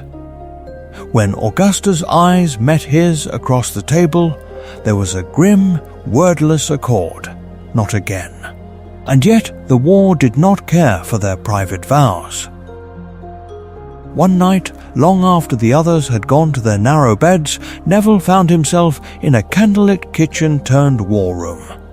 Maps of Hogwarts, the ministry atriums, and ink-stained parchment marked with suspected safe houses lay spread like a patient on an operating table. Red threads, black arrows, circles around corridors he knew by heart. Every line bent back, eventually, to a single name. His. He followed the arrows with his eyes, feeling the pattern close around him like a net. Every diversion, every decoy, every desperate, brilliant plan ended in the same place, Neville Longbottom standing between Voldemort and the rest of the world. For the first time, he understood that the Order was not merely protecting him. They were positioning him, preparing him. The realization settled over him with the weight of a shroud. What do you do, he wondered, when you realize that every road on the map leads to your own grave, and the people you love are the ones quietly drawing them? He lifted his head. In the doorway, someone was watching, and they had heard enough to change everything. It was not Dumbledore, who had been listening at the door. Not Hagrid, who had once patted Neville's shoulder with clumsy comfort and called him brave. That's what ye are. Not Sirius, who had stared at the boy with the haunted recognition of someone who knew what it meant to lose everything and still be alive. It was Augusta Longbottom. Her shadow fell across the hospital corridor like a second wandlight, thin and unwavering. St. Mungo smelled of potions and polish and something older, the stale breath of lives that had stopped moving but refused to end. Neville rose too quickly, as if caught doing something wrong, though the only crime here was the grave fact of survival. She said nothing at first. She did not need to. She merely inclined her head toward the Jonas Thicky ward, toward the door he knew better than any classroom in Hogwarts.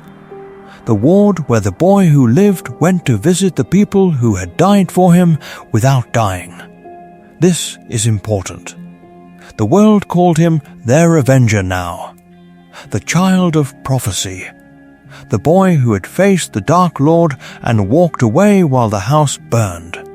He heard it in whispers at school, in the way healers straightened when he passed, in the stiff, reverent politeness of Aurors who had once carried his parents' files like a kind of liturgy.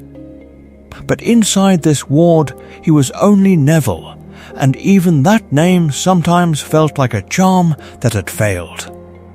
He stepped between the beds with the practiced care of ritual, first his father, then his mother.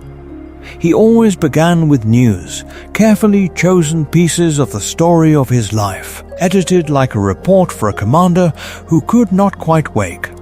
How he had held his wand steady in dueling club, how he had survived another attack meant for him, how the prophecy, never named but always there, had not yet claimed him. He left things out. The terror, the nights when he had almost run, the creeping suspicion that his parents' broken minds were not just a consequence of war, but the price of his destiny, the down payment on a victory he had not yet delivered. Did they know? Had they understood that in defying Voldemort they were signing their son into a future of graves and expectations? Pattern interrupt, sometimes he wondered if the Dark Lord had chosen correctly after all. Alice Longbottom's eyes were unfocused, but they followed the sound of his voice. When he told her, haltingly, of standing his ground against a masked attacker, her fingers twitched. When he spoke of refusing to back down, of choosing to stay at Hogwarts even when leaving would have been safer, her hand lifted, slow as winter sap. She pressed a sweet wrapper into his palm. In another story, it would have been meaningless, just another bright scrap in a collection of small, shattered kindnesses. Here, the boy who lived felt the crinkle of paper like a benediction and a burden, a replica of the medals she should have worn, a silent command, keep going, no matter the cost. This is important. He closed his fingers around it as if it were a talisman, as if the thin foil could anchor him more surely than any prophecy. When he left the ward, the corridor seemed longer, the light harsher, the world outside sharper and more conditional. If he must die to end this war, then he would die loudly. He would make certain that when history wrote the story of the fall of Voldemort, the names Alice and Frank Longbottom would not be tragic footnotes, but the first line. And somewhere ahead, on another corridor, another door was waiting to open. Ahead, another door was waiting to open. Behind it, as ever, was Albus Dumbledore. Dumbledore had always played a long game. In this story, the board is the same, the pieces are almost the same, but the king he chooses to move into check is not Harry Potter. It is Neville Longbottom. This is important. From the moment he hears the prophecy, Dumbledore is already dividing truth into portions, what can be told, what must be hidden, what will break a child too early. With Harry in the canon story, he delays the full prophecy until a pensieve and a hospital wing and a boy already blooded by death. With Neville, the calculus shifts. The boy with a scar who visits his parents in St. Mungo's, who has already stood at a living grave and watched them fail to know him, is not as sheltered. So Dumbledore tells him more, and earlier. Not everything, never everything. He gives Neville the core of the prophecy, the line that binds him to Voldemort, but not the quiet corollary he has deduced in his own mind, that the magic which tethered Voldemort to life will likely demand a willing sacrifice from the boy it marked. The final walk into the dark remains locked behind blue eyes and half-moon spectacles. His mentorship changes accordingly. Harry, still alive and still important, but no longer the axis of fate, is guided toward resilience, friendship, the ordinary courage of choosing right over easy. Neville is guided toward war. Dueling lessons that look like extra practice become, under Dumbledore's wand, rehearsals for killing curses and counters. Strategy discussions about the Order become, for Neville alone, lessons in command, how to lead when the elders fall, how to keep a frightened school from collapsing into panic. he trains Neville to think like a successor, to accept loss as the price of victory, to look at his parents' empty eyes and understand, not just grieve. Is this honoring the boy's agency or exploiting his grief-hardened sense of duty? When Dumbledore nudges Neville toward the door, toward standing at the front of the room of requirement rather than the back, is he giving him power or steering him toward a predetermined grave? The contrast with Harry is subtle but merciless. Harry still receives warmth, sherbet lemons, the quiet assurance that his life has value beyond prophecy. The manipulations lessen, the withheld truths are fewer, because Harry is no longer the keystone in the plan. Prophecy in Dumbledore's hands becomes a grim arithmetic that seems to say one child may be spared more because another cannot be spared at all. Later, alone in his office, the charm light low, Dumbledore studies the cracked ring Horcrux on his desk. The grave was empty for Tom Riddle's soul, hollowed out and parcelled into replicas of immortality. He wonders, not for the first time, whether he has built yet another strategy that ends the same way, with a boy, scarred and resolute, walking willingly into the dark so that others may stay alive. And still, he does not change the plan. Dumbledore does not change the plan, but sixth year changes Neville. The grave in Godric's Hollow is a photograph in a book to him, not a place of pilgrimage. The real grave he visits sits in St. Mungo's, where his parents' eyes track shadows that are not there. Every time he looks at them, he hears the prophecy again, an echo under the hospital hum, either must die at the hand of the other. This is important. It means every promise he might make comes with an unwritten expiry date. So when girls laugh with him in the common room, when a hand lingers on his arm after Quidditch practice, there is always that private recoil. He can imagine holding someone's hand. He cannot imagine holding it through the war and out the other side, because some honest part of him does not believe he will be alive to see that side. How do you ask someone to share a story that may end at 16, in a corridor with green light? Luna Lovegood answers without being asked. She drifts into his orbit as if the castle itself had decided he needed her.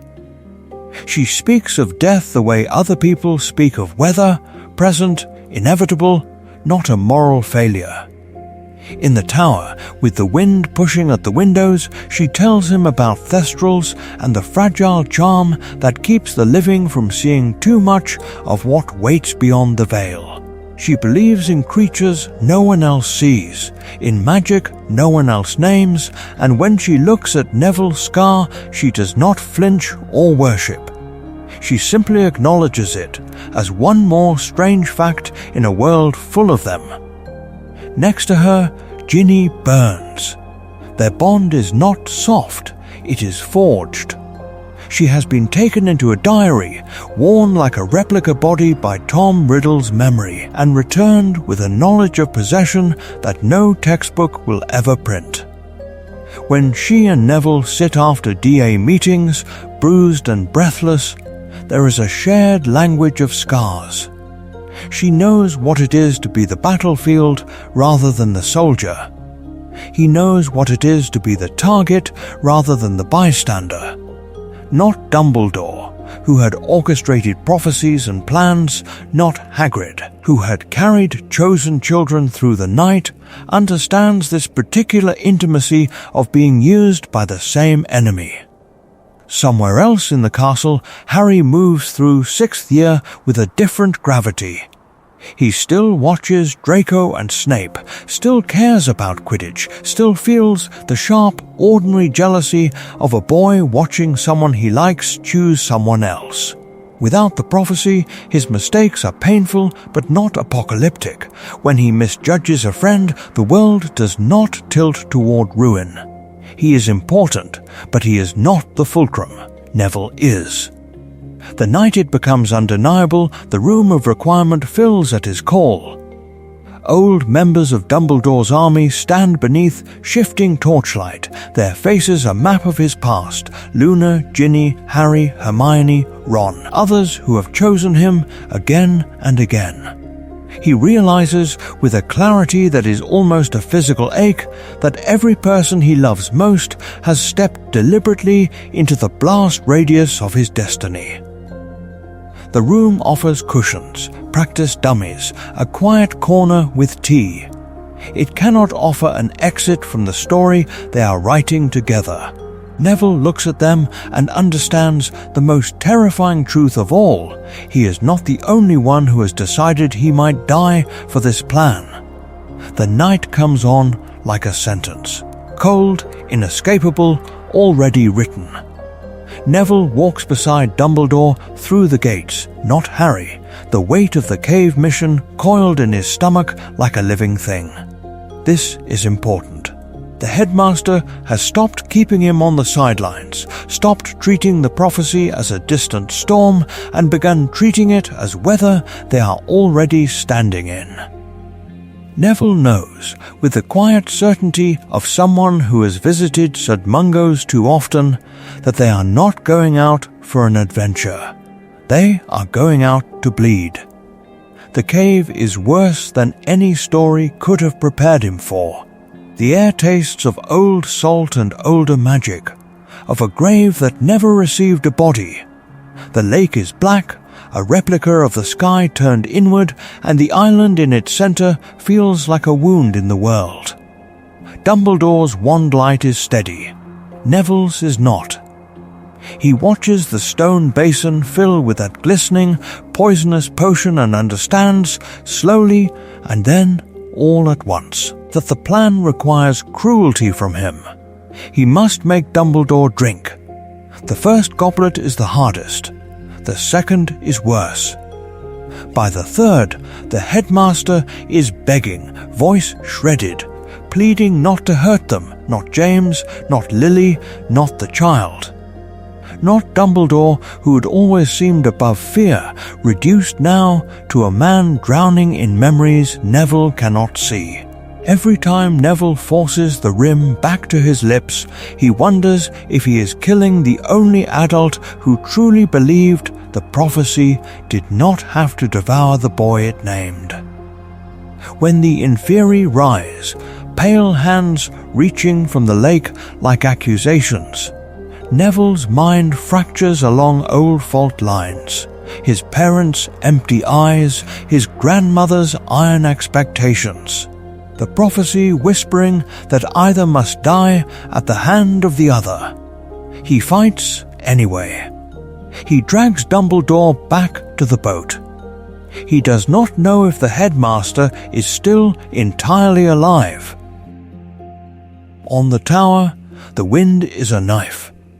Neville is shaking from the potion's backlash, from the drain of supporting Dumbledore's weight, from the dark mark burning over Hogwarts like a promise kept. Draco's wand hand trembles. Neville's does too. He is half a step behind, half a breath too slow, when the Death Eaters flood the platform and the world narrows to green light and the brittle edge of choice. Snape appears, black robes cutting through the chaos. Dumbledore's eyes find his. For a heartbeat, Neville thinks the look is for him, that the mantle is being passed in that single, wordless glance. Then he sees the flicker between Dumbledore and Snape, the recognition of a plan he was never told, a truth buried deeper than any Horcrux. The curse is spoken, the body falls. The grave was empty in Godric's Hollow, now the sky itself becomes a grave as Dumbledore's form arcs downward into darkness.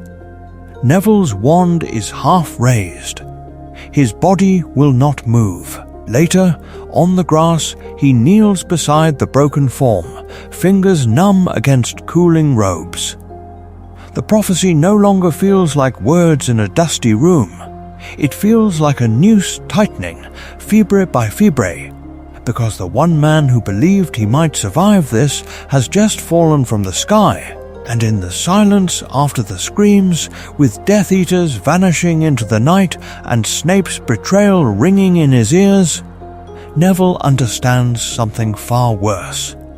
If Dumbledore had a plan that did not include him, what exactly has he been prepared for? And who now will tell him the truth? No one steps forward to replace Dumbledore. The castle feels abruptly older, its stones holding their breath, as if even the walls are waiting to see what the boy who lived will do when the man who wrote his story is gone. Neville does not rush. He retreats. He goes to the greenhouses. This is important, because where Harry in another life might have sprinted toward danger, Neville Longbottom has been trained. By grief, by Augusta, by herbology itself, to understand that some things are only revealed if you are willing to watch them grow. He spreads Dumbledore's fragmented notes, Lily's copied pages, and his own cramped observations across a table beneath the glass roof. Moonlight silvers the parchment, roots press against the panes like veins. He does not see Horcruxes as isolated, cursed objects. He sees a system, a network. A Dark Lord's mycelium threading quietly through the world. He starts with patterns. Which places did Voldemort choose? Old magic. Deep magic. Sites already saturated with death. The grave beneath the Riddle House yews. The Black family's ancestral hoard. The room of requirement with its endless, forgotten replicas of other people's failures. Neville maps them, not as pins on a chart, but as nodes in a living lattice. Lily was a charms prodigy, and her marginalia in the copied pages speaks of sympathetic bindings, of how a soul shard will leach from whatever living matrix surrounds it. Neville reads this and thinks not of wandwork, but of strangler vines, of parasitic fungi, of plants that poison the soil so nothing else can live. On one retrieval, he and Harry stand before a seemingly ordinary copse bordering the gaunt shack. The air is wrong. The leaves are too still. The earth smells of iron and old rain that never fell. Neville kneels, fingers brushing stems that look like nettles but drink light instead of blood. He recognizes the pattern, a magically induced monoculture, a defensive perimeter grown rather than built. He does not blast it apart. He brews. In a cauldron charmed to silence, he steeps mooncalf dung, powdered asphodel, and the sap of a rare Albanian fern that weakens possessive enchantments on living tissue. The potion is not in any standard text. It is an extrapolation, a herbologist's answer to a curse breaker's problem. When he sprinkles it in a slow ring, the plants shudder, then sag, their connection to the buried Horcrux loosening like a clenched fist finally forced open. Harry watches, wand ready, heart pounding at threats he can feel, but not name. He is not the prophecy's subject here, not the axis on which the world turns. But his courage fills the spaces Neville cannot cover, guarding his back, breaking wards at the crucial moment, stepping into danger when the plan requires a distraction no charm can counterfeit. Not Dumbledore, who had orchestrated destinies from a tower. Not Sirius, who had once charged headlong into battle.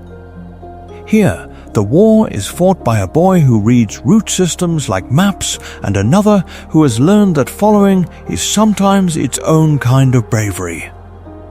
By the time they return to their hidden war room, the table is almost full.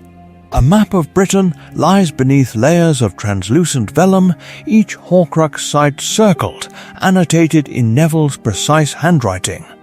Arrows show magical flows, notes mark plant anomalies, tiny crosses indicate where protections have already been stripped away. The grave was empty in Godric's Hollow. That was one kind of revelation. This is another. Looking down, Neville no longer sees a prophecy. He sees a closing net. The final confrontation is no longer a distant, whispered fate. It is a logistical inevitability, plotted in ink and chlorophyll, waiting for the last circle on the map to be crossed out. Hogwarts becomes a fortress by accident.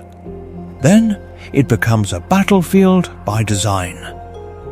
Neville Longbottom, who once tripped over his own robes on these staircases, now walks them as a marked symbol. The boy who lived, whose every step is watched by enemies and whispered about by first years. With Harry, Ron, and Hermione vanished into the wilderness of the wider war, leadership does not pass to Neville so much as settle on him heavy as chainmail. There is no vote. There is no ceremony. There is only the simple, brutal arithmetic of risk the Carrows want him most, which means his presence draws fire, which means his choices decide who burns. This is important. The Carrows understand symbols.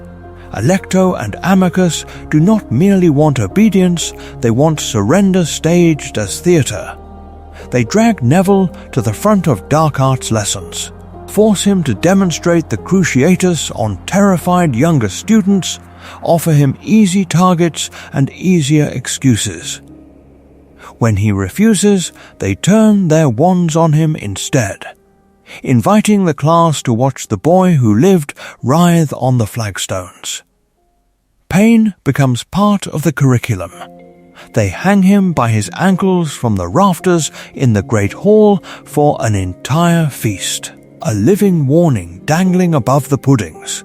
They carve slurs into his hand with a cursed quill until the words scar white against the skin. They assign him to supervised detentions where first years scrub blood from the stones he himself has stained. The message is simple. If the symbol of hope can be broken in public, what hope is left? Neville answers with geography and with plants. The castle that once confused him now conspires with him. Secret passages open at his whisper. Portraits pass messages along gilded frames. Behind tapestries, he teaches students to vanish into hidden stairwells at the first sign of a Carrow patrol. In the greenhouses, herbology stops being an academic subject and becomes logistics. Venomous tentacular vines are coaxed into narrow corridors, their tendrils trained to lash out at masked intruders. Seed pods filled with stinging spores are tucked into alcoves like crude living grenades. Even the whomping willow is drawn into the plan. Under moonless skies, small groups slip across the grounds to study the rhythm of its blows, timing the pauses, learning how to lure patrols too close and then dive clear as branches hammer down on black-robed figures. The grave of innocence is somewhere behind them on that lawn, but there is no time to mark it. Yet every victory tastes of ash. Neville looks at the faces around him in the shadowed corridors of the Resistance and sees children wearing expressions that belong on auras. He remembers his parents' vacant eyes in St. Mungo's, remembers that they too once followed orders and walked into danger because someone older said they must. He hears Augusta's voice speaking of honor, of duty, of standing firm, and wonders when those words become a charm that hides the cost instead of revealing the truth. He counts bruises. He counts detentions. He counts the nights when a bed in Gryffindor Tower stays empty because its owner has been taken for questioning and does not return until dawn, shaking and silent. Leadership, he realizes, is an account book written in other people's pain. How many lines can he add before he becomes the thing he hates?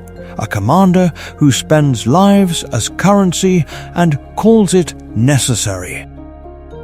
Not Dumbledore, who had always seemed to make sacrifice sound almost beautiful. Not Hagrid, who had carried him out of danger as a child. Not Sirius, who had died in a burst of reckless courage in another version of this story. None of them are here to tell him where the line is. The decision, terrible and intimate, is his alone. So he builds a different kind of command. The Room of Requirement, once a place for hiding contraband and practicing Patronus charms, reshapes itself around his need. It becomes a sanctuary and a war room in one. Hammocks strung between towering bookcases, cauldrons simmering with salves for curse burns, maps of Hogwarts inked over with shifting routes and coded symbols. On one wall, parchment after parchment bears names. Students, staff, ghosts, allies beyond the castle who have smuggled in food, wands, rumours of hope. The grave was empty in Godric's Hollow. Here, the wall is the opposite of a grave. A record of the still living, of those not yet lost. Neville stands before it each night, fingers hovering over the ink, and swears a private oath. He will not waste them. He will not treat them as replicas on a chessboard. If blood must be spilled, it will be his first. And as he turns back to the gathered faces, to the maps and the plans drawn in ink and chalk and fear, one question coils at the center of his resolve like a serpent. When the final summons comes, can he keep that promise and still win? Harry keeps his promise in the only way he truly can. Not with speeches, not with a prophecy, with proximity.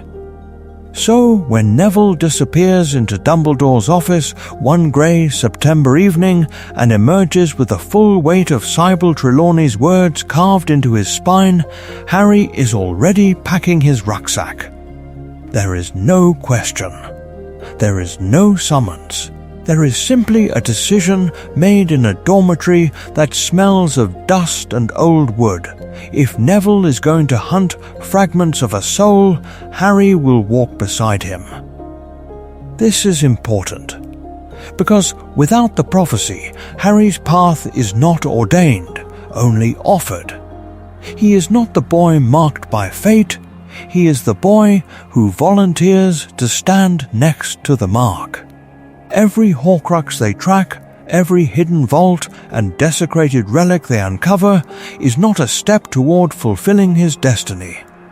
It is an act of witness, a stubborn refusal to let his friend carry an unbearable burden alone. On frozen hillsides and in dank forests, his bravery feels different even to himself.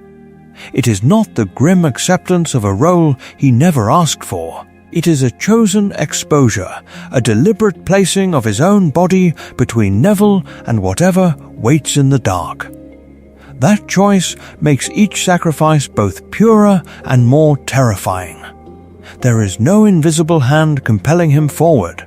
There is only his own. More than once, the world offers him an exit. In a Muggle town where no one recognizes his scar, because it is not the scar. He stands before a window of cheap flats and sees a life he could steal. A new name. A forgotten wand. A quiet existence where magic is something he once read about in a children's story. He could vanish. The grave was empty in Godric's Hollow. Graves can be empty elsewhere. Identities can be buried without bodies. He stays. He stays because he has seen Neville's hands shake after visions of Voldemort, has watched him wake with his throat raw from silent screaming. He stays because the thought of Neville walking alone into that final room is more unbearable than any fear of his own death. Tension grows like frost between them. Neville, bound by a sentence spoken before either of them were alive, reaches always for the direct path, confront Voldemort, draw his fire, end this quickly whatever the cost. Harry, unbound, questions the cost itself. Must they sacrifice Ginny's safety to seize a rumour? Must they let Hogwarts become a grave for children to lure the snake into the open? Not Dumbledore, who had once gambled the lives of students on a wider plan. Not Hagrid, who had trusted the forest to be kinder than it was. Harry will not repeat their arithmetic without protest. By the time the final year grinds toward its bloody conclusion, the Wizarding World chants one name. Neville Longbottom, the boy who lived. The boy who will, they pray, live again. His name is a banner over secret wireless broadcasts, a whispered charm against despair. Harry's name moves only in a smaller circle, on Hermione's lips as she argues, in Ron's muttered curses when a plan goes wrong, in the quiet gratitude of those he drags out of danger and promptly forgets to tell. He watches Neville's name become a rallying cry, and feels two things at once: relief, sharp and almost shameful, and a low, coiled resentment that he cannot quite banish, that he will not admit aloud, because he knew from the moment he chose to follow that replicas of glory would never be his, only the risk, only the grave silence of the unchosen brave. And still, when Neville turns toward the final battle, Harry steps into his shadow and does not look back. Hogwarts does not fall in silence, it shudders awake. By the time the moon has cleared the Forbidden Forest, every coin that ever bore the sigil of Dumbledore's army is burning faintly against its owner's skin.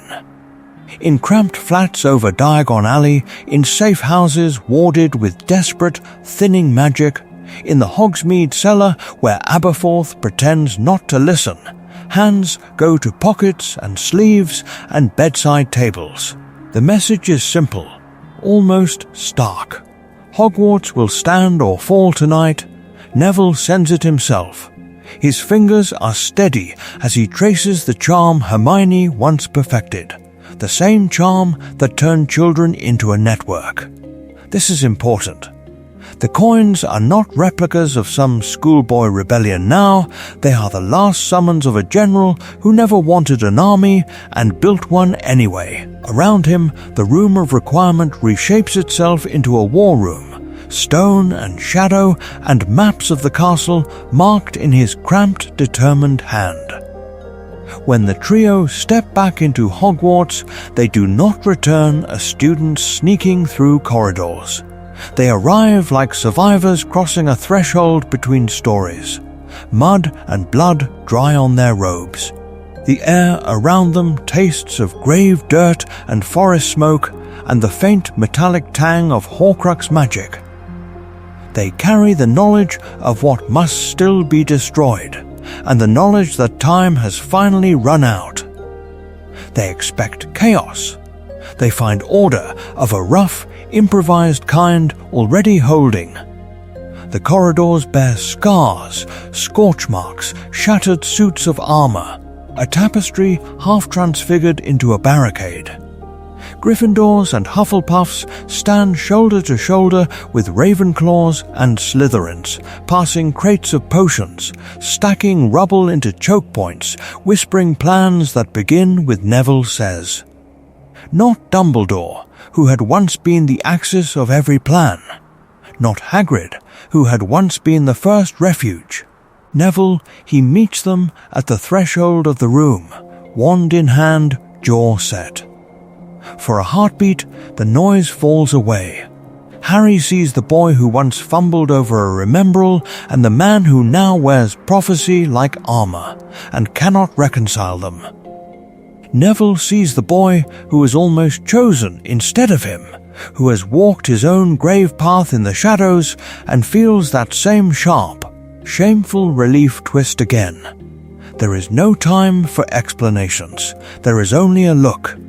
In it is the truth that both of them are still alive when they should not be, that both have been carrying different halves of the same burden. Words would only cheapen it. So they do not speak of resentment or gratitude or the strange aching unfairness of fate. They speak of tactics. Neville keeps the inside. He knows every secret passage, every weak point in the walls, every student who is one hex away from breaking and needs a task instead of comfort.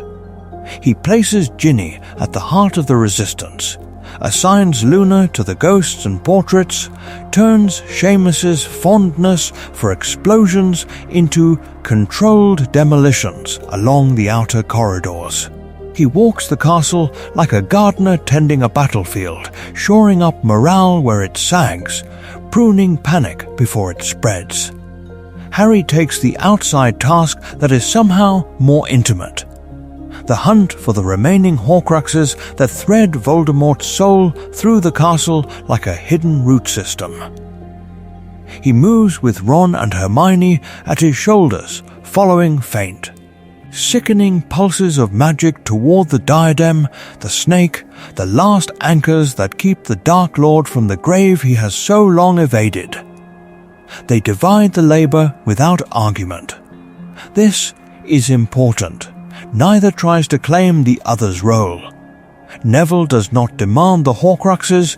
Harry does not question Neville's command.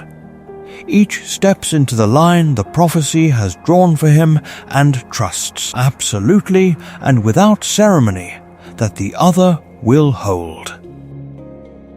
The first impact against the wards comes like a distant thunderclap, then another.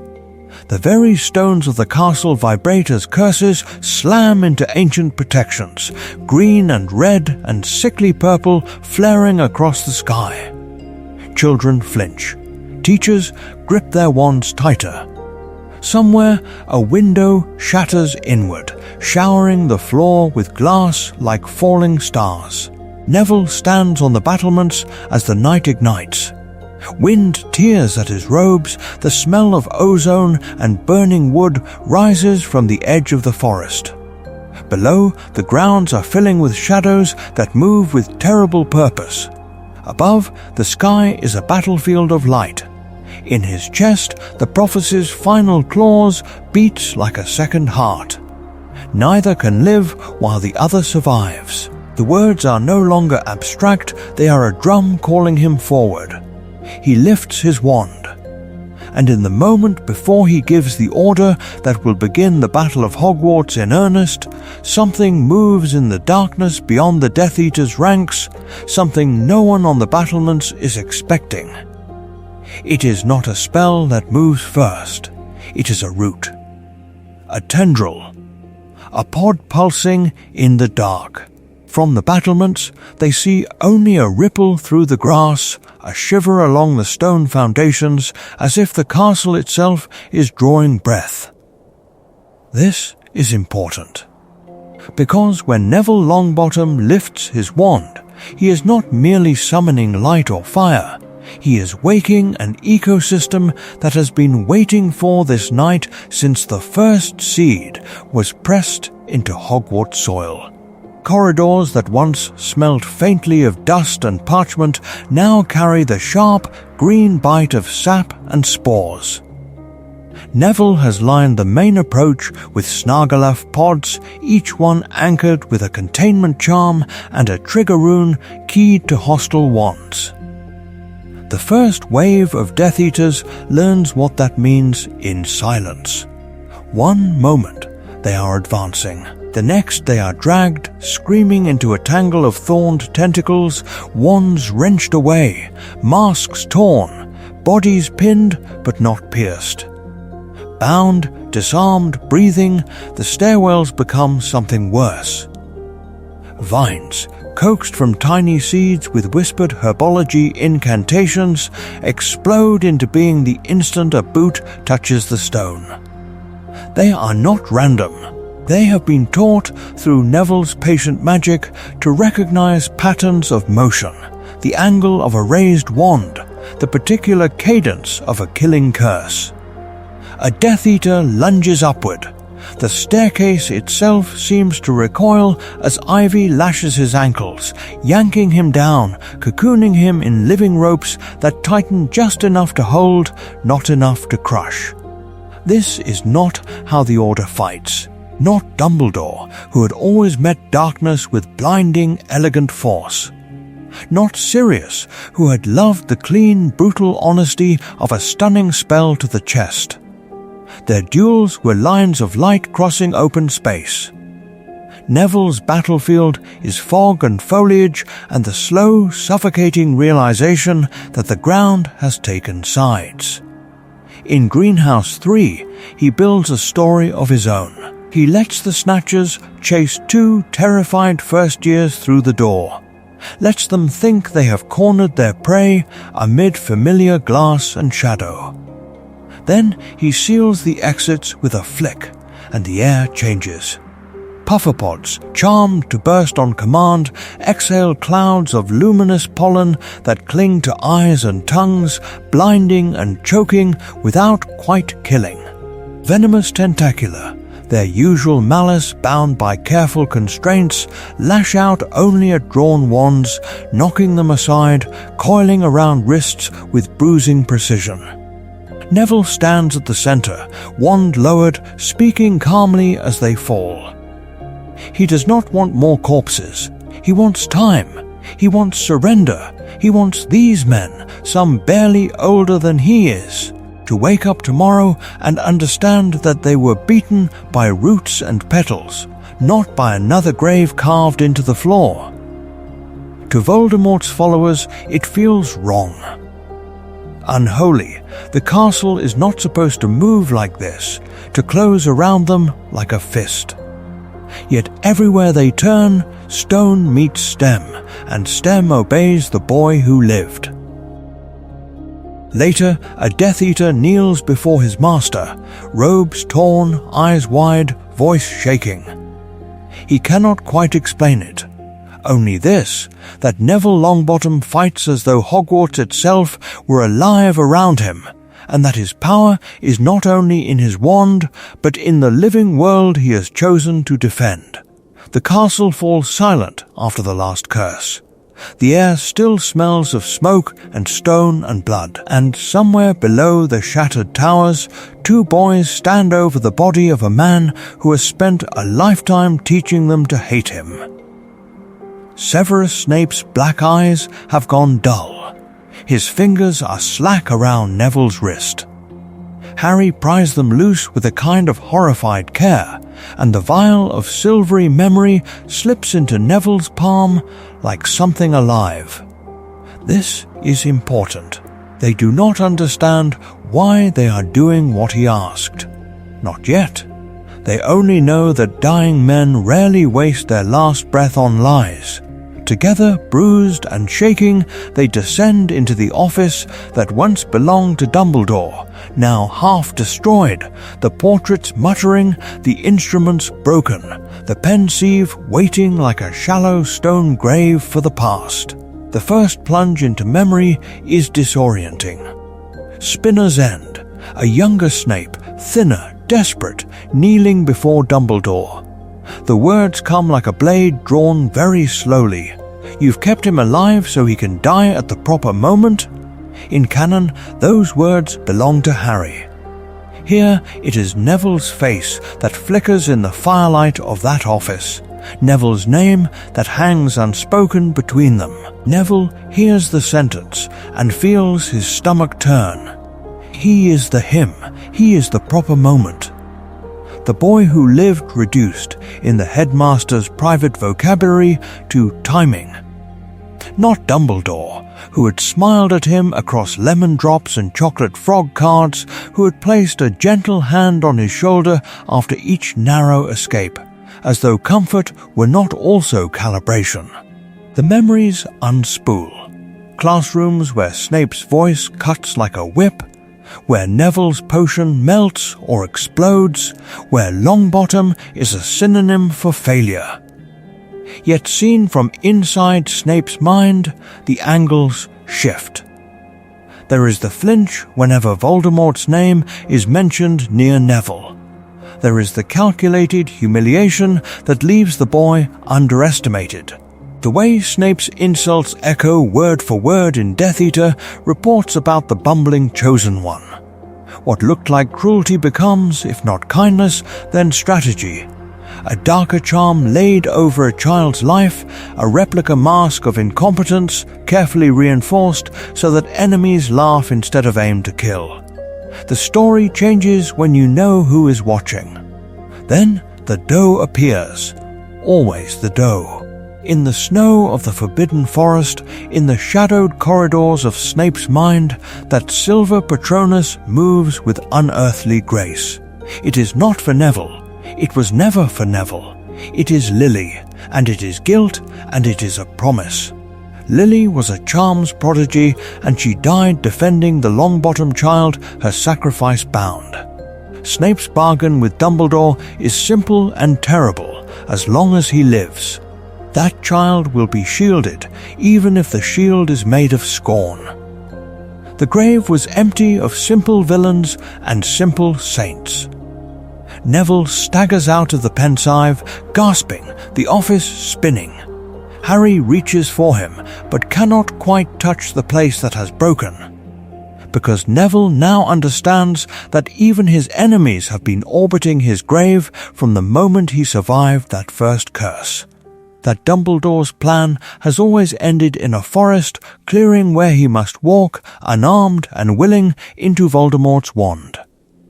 He is alive. He is protected. He is being prepared to die. He does not scream. He does not argue. He goes very still. The truth lands with the slow, crushing weight of falling stone, that some part of Voldemort lives in him, that his survival is bound to the monster who murdered his parents, that the only clean ending to this story may be his own death. This is important. It is not prophecy in the abstract anymore. It is anatomy. Neville listens as the explanation unfolds in Dumbledore's office, in Snape's memories, in the quiet deductions of a mind that has been trained, for 7 relentless years, to look for the pattern beneath the charm. A piece of soul, a tether, a living Horcrux, or something so close that the distinction feels like a legal fiction. He knew suddenly why the killing curse had always slid off him like water off stone, why Voldemort's magic twisted strangely in his presence. The boy, who has spent his life trying not to disappoint the dead, hears one command in all of it: end this. End him. End yourself. But he is not only that boy anymore. He is also the young man who has finally built something that feels like a life and not a memorial service. The room of requirement that opens for him like a heartbeat. First years who look at him the way he once looked at Professor McGonagall. Ginny's quick, fierce smile. Luna's steady, unstartled gaze. He has become, almost by accident, the center of a small constellation of people who are very much alive. He walks the castle in a slow circuit that no one recognizes as a farewell tour. His fingers trail along the banister where he once tumbled headlong as a terrified first year. His great-uncle pushing him to prove his magic. The wood is smooth now, worn by countless hands, but he can still feel the bruise in his bones. The grave was empty, he thinks, but it was mine. The grave they dug for the frightened, forgetful boy he used to be. He lingers in the doorway of the room of requirement. Tonight it smells of smoke and damp stone and the faint, stubborn sweetness of stolen Honeydukes chocolate. Hammocks sway gently. A Muggle radio crackles in the corner. He closes his eyes, memorizes the sound. No speech, no grand declaration. Only a hand pressed flat against the wall, as if to take its pulse one last time. He finds Ginny in the corridor, Luna by a shattered window. He says nothing of forests or Horcruxes. He just pulls each of them into a wordless, crushing hug that lasts a breath too long. Not Dumbledore, who had always spoken of sacrifice as if it were a theorem.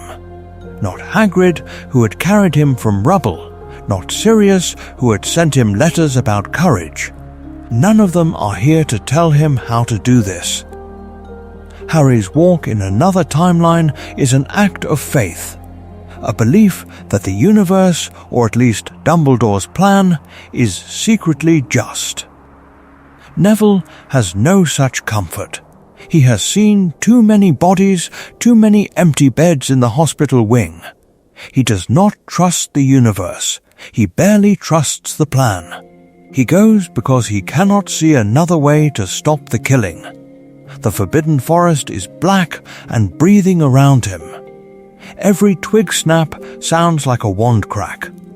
He moves as he has always moved through fear, not quickly, not bravely in the theatrical sense, but steadily, like someone carrying a weight he has long ago accepted will never be put down. When he steps into the clearing, the circle is already formed. Death Eaters in a ragged ring, masks gleaming faintly, wands half raised. Voldemort at the center, pale as spilled milk, eyes bright with a predator's anticipation. Neville does not raise his wand. The boy who lived looks at the man who made him and, with no witness but his enemies, chooses of his own will to stop living. And then Voldemort smiles and says his name. Neville hears his name stretched thin and cold through the night air, and then there is only green. The curse hits, the world ends, and then it does not. He opens his eyes to whiteness. Not the hospital white of St. Mungo's, harsh and buzzing, but a soft misted expanse that smells faintly of damp earth and dragon dung compost, of polished wood and candle wax. The shapes around him are blurred, shifting. A long table that might be the high table in the Great Hall on his first night. A row of beds that might be the Janus Thicky ward. The curved glass of a greenhouse beaded with invisible rain. The grave was empty. This is the thing that nobody knew. Not Dumbledore, who had stood over Neville's crib after Godric's Hollow and read the prophecy into his bones. Not Hagrid, who had held the boy on his first visit to Hogwarts and felt the weight of expectation without understanding its source. Not Sirius, who had raged in Azkaban at the wrong loss. The grave of the boy who was supposed to die young has never been dug, and yet here Neville stands in the place between. He turns, and someone is sitting on a bench that is also a hospital chair that is also a Hogwarts pew. For a moment he thinks it is Dumbledore, because who else explains the machinery of death in this story? But the figure's hands are ink-stained, not lemon-drop sticky, and her hair is the particular brown of his own in winter light. Alice, he says, and the word is not mum, because he has never really had that word, not the way other children do. But she looks up, and her eyes are clear, entirely clear. This is important. Here, in this white station of magic, there is no vacant smile, no crumpled sweet wrapper pressed into his palm. She is the woman who defied Voldemort 3 times, who chose the Order, who held him once before the Cruciatus broke her. She is the truth beneath the damaged replica he has visited for years. You were hit by the killing curse, she says, voice calm, like she is explaining a difficult charm. But your life is layered, your grandmother's protections, the prophecy's strange attention, your own choice to walk into death. It tangled the magic. It did not know whether to let you go. He thinks of all the times his life has been offered up without his consent. The boy who lived so others could plan around him. The symbol who must fight because the words in a dusty room said so. His story has always been written in the future perfect. He will die so that. Do I have to go back? He asks. The words are small. They shake. Pattern interrupt. The station changes. The benches become a family sitting room he has never known. His parents whole and laughing. Augusta without armor. A childhood that is not built on hospital visits and whispered comparisons to other boys. Here, no one expects anything of him. Here, the war is a distant rumor. Here, he can rest. You can stay, Alice says, and the offer is real. There is no plan that demands your suffering. Not anymore. For the first time, the question is not what he is willing to die for. It is what he is willing to live for.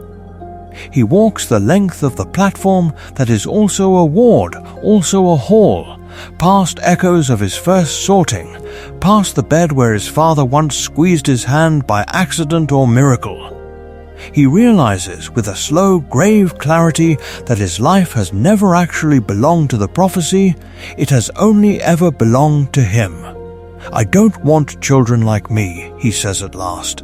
Born already promised to a war. I want a world where there are no more boys with destinies instead of choices.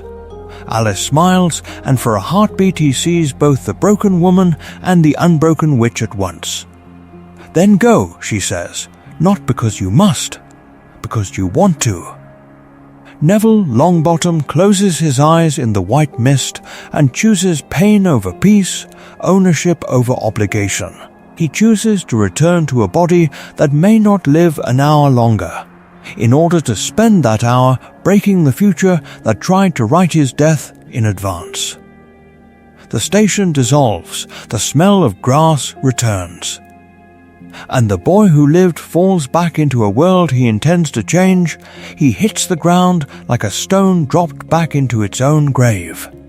For a heartbeat, nothing changes. The courtyard is still a painting of surrender, bodies, broken walls, wands lowered in shaking hands.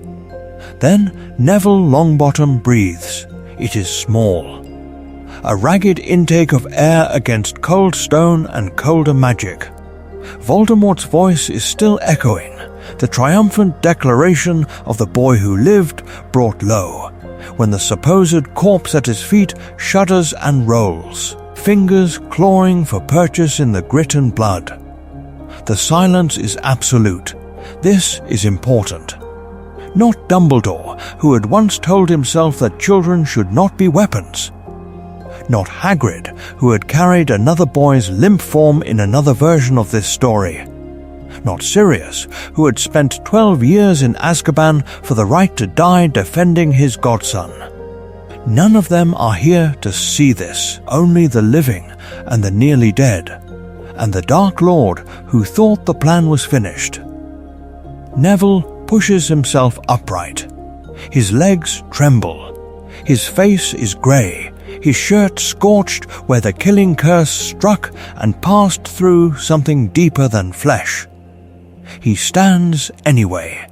He stands until his eyes are level with Voldemort's, until the replica of victory the Dark Lord tried to conjure dissolves in front of his followers. You should be dead, Voldemort whispers, not in fear yet, but in the first thin crack of uncertainty. The grave was empty in Godric's Hollow once. Now the grave refuses him here. Around them, Death Eaters who had been laughing a moment before falter. Wands dip. A murmur runs through their ranks. The old superstitions about souls that will not stay down. About magic that answers to something older than prophecy. On the steps, the defenders of Hogwarts straighten as if pulled by the same invisible thread. McGonagall's knuckles whiten around her wand. Ginny Weasley's breath catches like a sob turned into a battle cry. Even the stone beneath their feet seems to remember that it has seen children stand here before and refuse to fall. Voldemort offers him what he once offered another boy. "Kneel, and I will spare you. Fight beside me, and I will make you more than alive. You were marked by my hand. You were made for this." Neville shakes his head. His voice, when it comes, is hoarse but steady. "You didn't make me," he says. "You just gave me a choice. That's all this war ever was." The words move through the crowd like a new spell. Not about blood. Not about power. Not even about the sentence Sybil Trelawney spoke above a spinning prophecy orb. Choice. Who stands? Who kneels? Who walks away? His right hand, burned and blistered, closes around something in the rubble. For a breath it looks like any twisted shard of metal. Then the courtyard answers. Silver flares, clean and terrible. The sword of Gryffindor is in his grip again, as if the castle itself knew who it wanted to wield its oldest courage. This is not martyrdom. Not this time. Neville lifts the blade until it catches the first streaks of returning spellfire. All at once, the rout becomes a rally. Spells ignite from the steps, from the shattered archways, from behind fallen columns. Green and red and blue tear the darkness apart as students and teachers surge forward, as Death Eaters scramble to remember which way to aim. Voldemort steps back just once to measure this impossible boy. Neville steps forward, sword in one hand, wand in the other, the chosen fulcrum between past and future. They begin to circle, slow and lethal. In the rubble-strewn courtyard where so many names have already been written in stone, and where one last name is about to decide whether the story of the Dark Lord ends here or is forced to begin again. Neville knows, even as they circle, that this cannot end while the snake still breathes. The grave of Voldemort's soul is not a single vessel. It is a network, a lattice of hidden fragments, and Nagini is the last living lock on the door. This is important. He has studied this creature longer than he has studied any spell. Not in books alone, but in the quiet, obsessive way of someone who understands habitats, migration, the way magic alters instinct. In another life he might have written a thesis on enchanted serpents and parasitic curses. In this one he has mapped Nagini's patterns across years of attacks, disappearances, and whispered reports from the Order. He knew where she liked to coil, how she used the shadows of ruined places, how she always kept just within the arc of Voldemort's wand. Now, in the shattered courtyard, that knowledge becomes a weapon. Stones fall like slow meteors from the sundered battlements. Spells shriek past, burning the air, turning the night into a stuttering storm of color. Nagini is there, exactly where he expected her to be, looped protectively around Voldemort's feet. Head raised, tongue tasting the fear and ash, a living ward more precious than any charm. Neville moves. Not directly, never directly. He slips between duels, using fallen statues as cover, ducking beneath a jet of green that takes a gargoyle's head instead of his own. Not Dumbledore, who had once told him that his talent lay in quiet courage, could see the intricate, instinctive geometry of his path now. Not Hagrid, who had shown him how to listen to dangerous things. Not Sirius, who had died before he could see the boy in the hospital waiting room become this man in the ruins. Every step hurts. Every breath pulls against old scars, the broken wrist from first year, the burns from the Department of Mysteries, the thin white lines left by Caro curses during the long occupation of Hogwarts. Each mark is a memory, and each memory is a correction to his aim. The sword in his hand is not an accident of sorting, it is the answer to a lifetime of being told he was not enough. Voldemort turns toward him at last, sensing the shift, raising his wand. Nagini's head follows, just a fraction too slow. Neville has been waiting for that fraction for years. He feints left with his wand, driving a spray of sparks into Voldemort's vision, and then he moves inside the radius of fear. The sword arcs, not wild but precise, guided by every lesson Professor Sprout ever taught him about cutting at the root if you want the plant to die. Steel meets enchanted flesh. The sound is sickeningly soft. Nagini falls. The world shudders. For a heartbeat, Voldemort staggers, something unseen tearing loose inside him. The Horcrux network, painstakingly built on murder and terror, collapses like a cathedral of glass. The magic around him thins, the air no longer bends to his will. They face each other again, but now the story is different. The first time their lives touched, it was in a nursery, a crib. A prophecy hanging like a storm cloud neither could see. Now there is only open sky and the raw exposed truth that one of them will leave this courtyard alive. Voldemort strikes first, a killing curse that rips the darkness. Neville meets it, not with borrowed magic, not with a mother's sacrificial shield, but with his own power honed through years of fear and defiance. The spells collide, not as twin beams locked in spectacle, but as two intentions crashing together, domination against protection, annihilation against endurance. The backlash throws them both to their knees. Dust rises, the castle groans.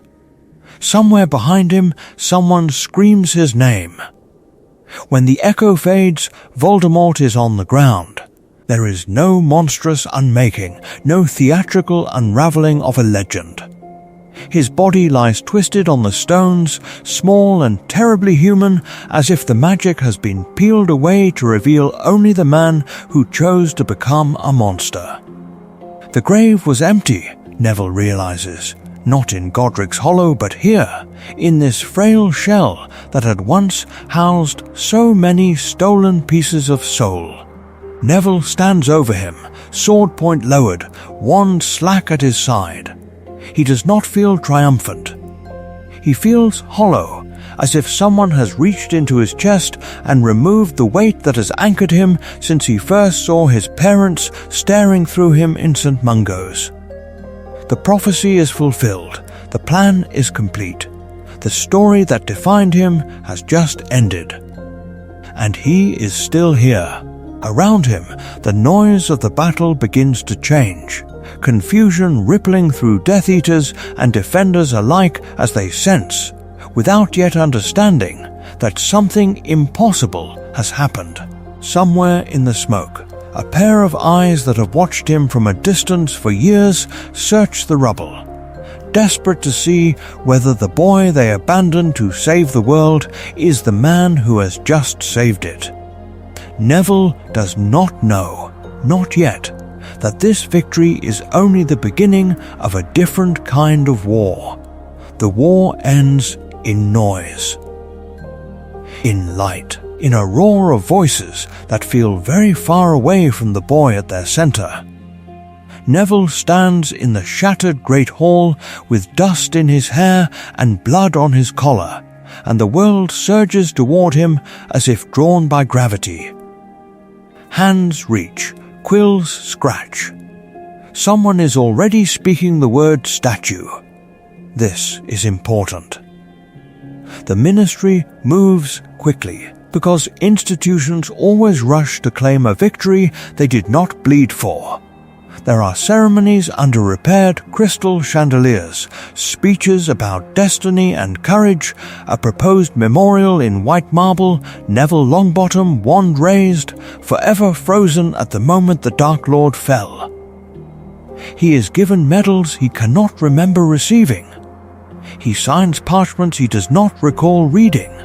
At one reception, a witch from the Department of Magical Games and Sports asks whether he would like a Quidditch stadium named after him, as if naming bricks could possibly balance the grave cost of the lives already lost. But after the noise, there is the silence. No prophecy humming at the edge of his hearing. No secret plan whispered in Dumbledore's office. He wakes in the middle of the night, reaching for his wand, heart racing, before remembering that there is no one left to kill and nothing left to destroy. Peace, when it finally comes, is not the warm embrace he had imagined as a child. It is a vast, echoing room in which he does not yet know where to stand. Who is Neville Longbottom when he is not the boy in the story? When he is not the one the world knew as a symbol, a charm against despair? He walks through Diagon Alley and hears his name spoken like an incantation. But inside he feels strangely hollow, as if the prophecy had been a scaffold holding him up, and someone has quietly taken it away. The pattern breaks on a quiet afternoon at St. Mungo's. He goes, as he always has, with a small bouquet of flowers that he has grown himself. He sits between the beds, takes his mother's hand, and tells his parents, carefully and aloud, that it is over. Voldemort is gone. The Death Eaters have fallen. They are safe. The words hang in the air like a spell that does not quite take. His father's eyes remain unfocused. His mother smiles at nothing he can see and presses another sweet wrapper into his palm like a fragile, crinkled replica of the future they never had. The victory is real. The wound is also real. The grave was empty for the Dark Lord's body in the end, but not for the people he broke. Not Dumbledore, who had believed that prophecy might be both burden and guide. Not Hagrid, who had carried frightened children through fire. Not Sirius, who had never lived to see a world where a boy with a scar could grow old. So Neville chooses something smaller, something quieter. He returns to Hogwarts not as a savior, but as a teacher. Herbology first, because plants do not ask him for autographs and the greenhouses do not care that he once held the Elder Wand. Then, slowly, he begins to work with war orphans, the children who flinch at sudden noises and stare too long at the sky. If his life can no longer be about killing a Dark Lord, it can be about teaching them that magic can mend as well as maim. Years later, the castle is whole. The scars are not. Neville stands in a sunlit greenhouse, the air thick with the damp, living scent of soil and leaves. A nervous first year in oversized gloves has just dropped a pot, shards and earth scattered like a tiny battlefield across the flagstones. The child stammers an apology, eyes wide, already braced for anger. Neville only kneels. His scar catches the light as he bends, the faint silver line, a quiet echo of a destiny fulfilled and laid down. He shows the student how to right the plant, how to steady trembling hands, how to breathe until the shaking eases. He speaks softly, as someone once should have spoken to him. The child does not know the whole truth of the man before them, does not know that the gentle professor guiding their fingers once carried the weight of the world and set it down without letting it break. This is important. The prophecy made him a weapon. In the end, he chooses to be a gardener. The prophecy set him down. That is the quiet miracle of Harry's adulthood in this world.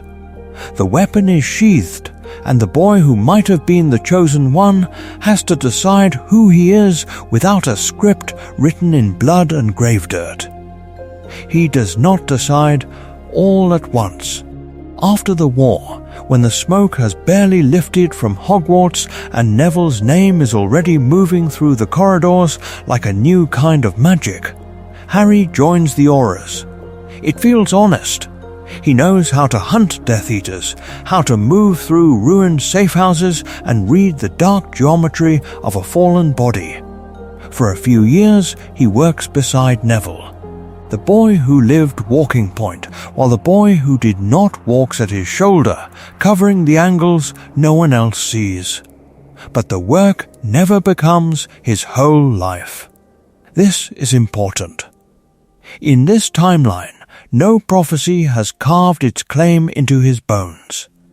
There is no invisible commandment that he must give everything. When the last marked fugitive is finally dragged from a cellar and Neville's wand lowers with something like relief, Harry steps away. He returns to Hogwarts first as a temporary assistant, then as a permanent professor, teaching defense with a patience born of having watched children die. He marries, slowly, cautiously, building a family in a house with no hidden war room. No secret plan etched into the floorboards. The legend lives elsewhere. His home is simply alive. The absence of the prophecy does not mean the absence of ghosts. Survivor's guilt threads through his days like a fine, unbreakable wire. He did not have to walk into death and come back. He did not carry the line in the prophecy that spoke of power the Dark Lord knew not. Yet he watched his friend do both. Sometimes, alone in his office while the castle sleeps, he turns the question over like a stone in his hands. Did I do enough?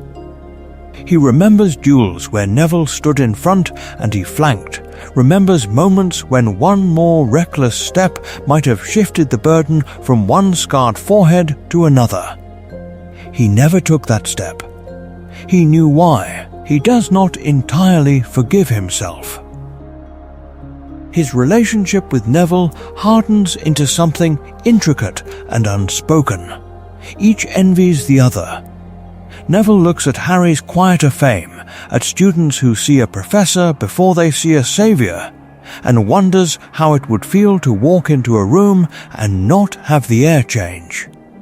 Harry looks at Neville's statues, Neville's chocolate frog cards, Neville's name on ministry walls, and wonders how it would feel to have the story of his parents' deaths and his own survival set down where everyone could see it. They understand, with a precision that needs no words, the cost of the lives they did and did not live. The wizarding world remembers Harry as a war hero, yes, but never as the boy who lived.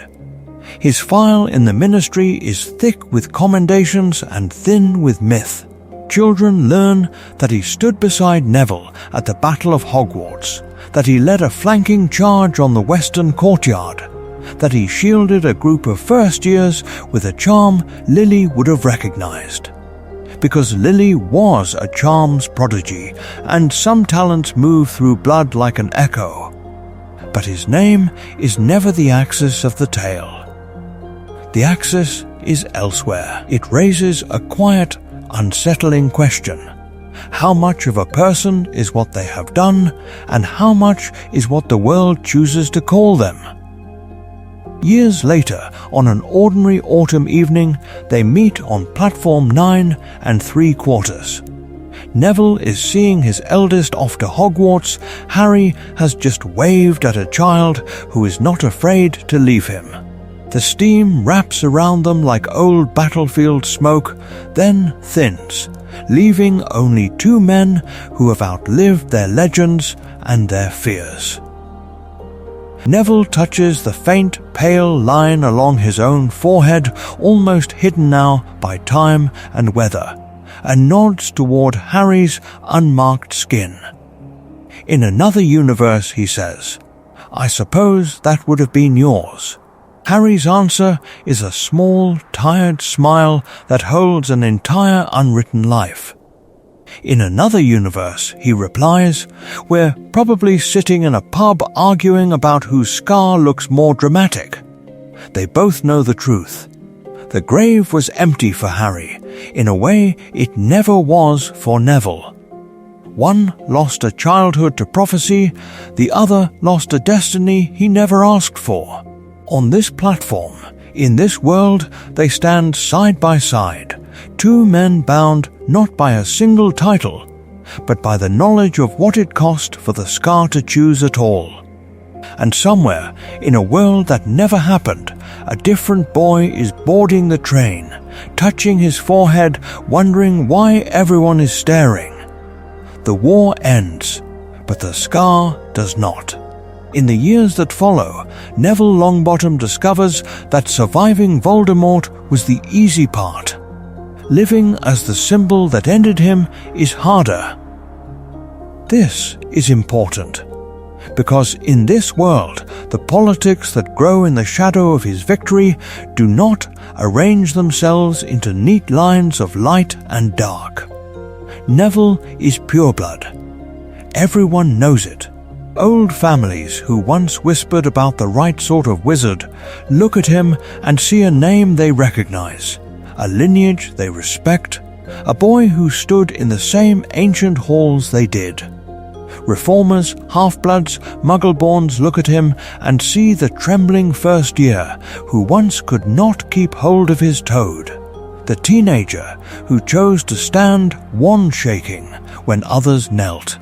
He becomes a bridge, whether he wants to or not, his very bloodline a living contradiction that rots out the simple story that only the oppressed can be righteous and only the privileged can be cruel. The Ministry learns quickly that invoking his name is powerful. Neville learns just as quickly that letting them is dangerous. He insists on inquiries into Hogwarts itself. Why were children asked again and again to stand in front of curses meant for grown wizards? Why was a school allowed to become a battleground, a grave with dormitories? Out of that insistence come new protections, binding oaths that forbid the use of students in formal combat, international accords on the evacuation of minors, stricter oversight on any prophecy that even whispers of a child's fate. The Department of Mysteries is forced to catalogue, to justify, to submit its oracular archives to a council that includes parents who lost sons and daughters in corridors that still smell of smoke. Augusta Longbottom walks into that council in her vulture-topped hat and never bows her head. She has watched her grandson nearly die for the world, not once but many times, and the moral authority that gives her is a kind of magic no wand can channel. She speaks for guardians who were never told the whole truth, for families who were given no say in a plan that placed their children between prophecy and annihilation. Not Dumbledore, who had once believed that the greater good justified a boy's terror. Not Hagrid, who had once carried children toward danger with tears in his eyes. Augusta will not let them forget. And then there are the defeated, the Death Eaters who lived, the children who bear their names like a curse. Public opinion wants blood, or at least permanent exile. Neville stands in front of that hunger and chooses his words with the same care he once used to lift the sword of Gryffindor from the sorting hat. When he speaks of mercy, when he says that no child should be damned for a parent's mark, Slytherin's sons and daughters find doors left ajar instead of slammed shut. When he speaks of lines that cannot be crossed, of crimes that no apology can cleanse, the ones who carved Muggleborns into the castle walls are marked, tried, and named for what they are. The balance he strikes becomes the spine of post-war justice. rehabilitation where there is remorse and youth, unflinching punishment where there is pride in the grave. Years later, on a grey morning, the new memorial is unveiled on the rebuilt Hogwarts lawn. It is not a single statue of a single boy. It is a long, low wall, smooth as a mirror, etched with every name that fell in the conflict, famous, forgotten, student, or unnamed fighters whose bodies were never found. The grave was empty for so many of them, their families given only a date and a silence. Neville runs his fingers over the letters, over Colin Creevey, over an unnamed elf, over a muggle-born first year whose parents never even knew the word Death Eater until the owl came. He had refused a larger figure, refused to stand alone in bronze above the others. He had insisted on this instead, a record so exhaustive it feels like a litany, a charm against erasure. No replicas, no simplifications, no one reduced to a footnote in someone else's legend. The wind moves across the lawn, wands lift in quiet salute, and the boy who lived, who bridged bloodlines and broke patterns, stands not at the center of the story, but within it, one name among many, finally exactly where he believes he belongs. Names fade. Statues weather. Stories are revised until even the heroes no longer recognize themselves. So beneath the memorial lawn and the litany of the dead, one question waits like a buried seed. If Neville Longbottom had lived this other life, would he still, in any meaningful way, be Neville? Canon offers one portrait. A boy who arrives at Hogwarts with pockets full of losses and a toad he cannot quite keep hold of. Timid, overlooked, his magic erratic, his voice hesitant. The child who forgets passwords, who fears Professor Snape, who is stunned by his own sorting into Gryffindor because he does not yet believe the Hat's verdict about his courage. And yet, thread by thread, the pattern emerges. Standing up to his friends in first year. Joining Dumbledore's army when it is dangerous to do so. Drawing the sword from the sorting hat and severing Nagini's head when the world is collapsing. The grave was empty of swagger. It was full of stubborn, quiet bravery. In this altered story, the arc inverts. Neville begins at the center, not the margins. The boy who lived, the child of prophecy, the name whispered with awe and expectation. This is important. The external script is different, but the internal handwriting may not be. The same boy who in one universe blushes when praised for a well-grown Mimulus Mimbletonia, in this universe flinches when the prophet prints his photograph. Fame does not erase insecurity. At first, it amplifies it, turning every misstep into a headline, every moment of doubt into proof, in his own mind, that the wrong child was chosen. Yet the core traits are remarkably stable. Loyalty, almost painful in its intensity. The instinct to stand between cruelty and its target even when his hands are shaking. An empathy for the vulnerable that comes, inevitably, from weekly visits to St. Mungo's, from watching his parents stare through him with eyes that no longer know his name. Whether obscure or celebrated, Neville still presses a sweet into another patient's hand. He still helps a first year pick up scattered books. The magic of his character is not in spectacle, but in refusal. He will not become the thing that hurt him. Fame changes the timetable, not the destination. Under Augusta's fierce guardianship, he is drilled in decorum and dueling both. Not because she loves the spotlight, but because she fears it will devour him if he is unprepared. Dumbledore, who in one timeline waits years to see what Neville can become, in this one begins training him early, teaching him defensive magic, strategy, the terrible arithmetic of war.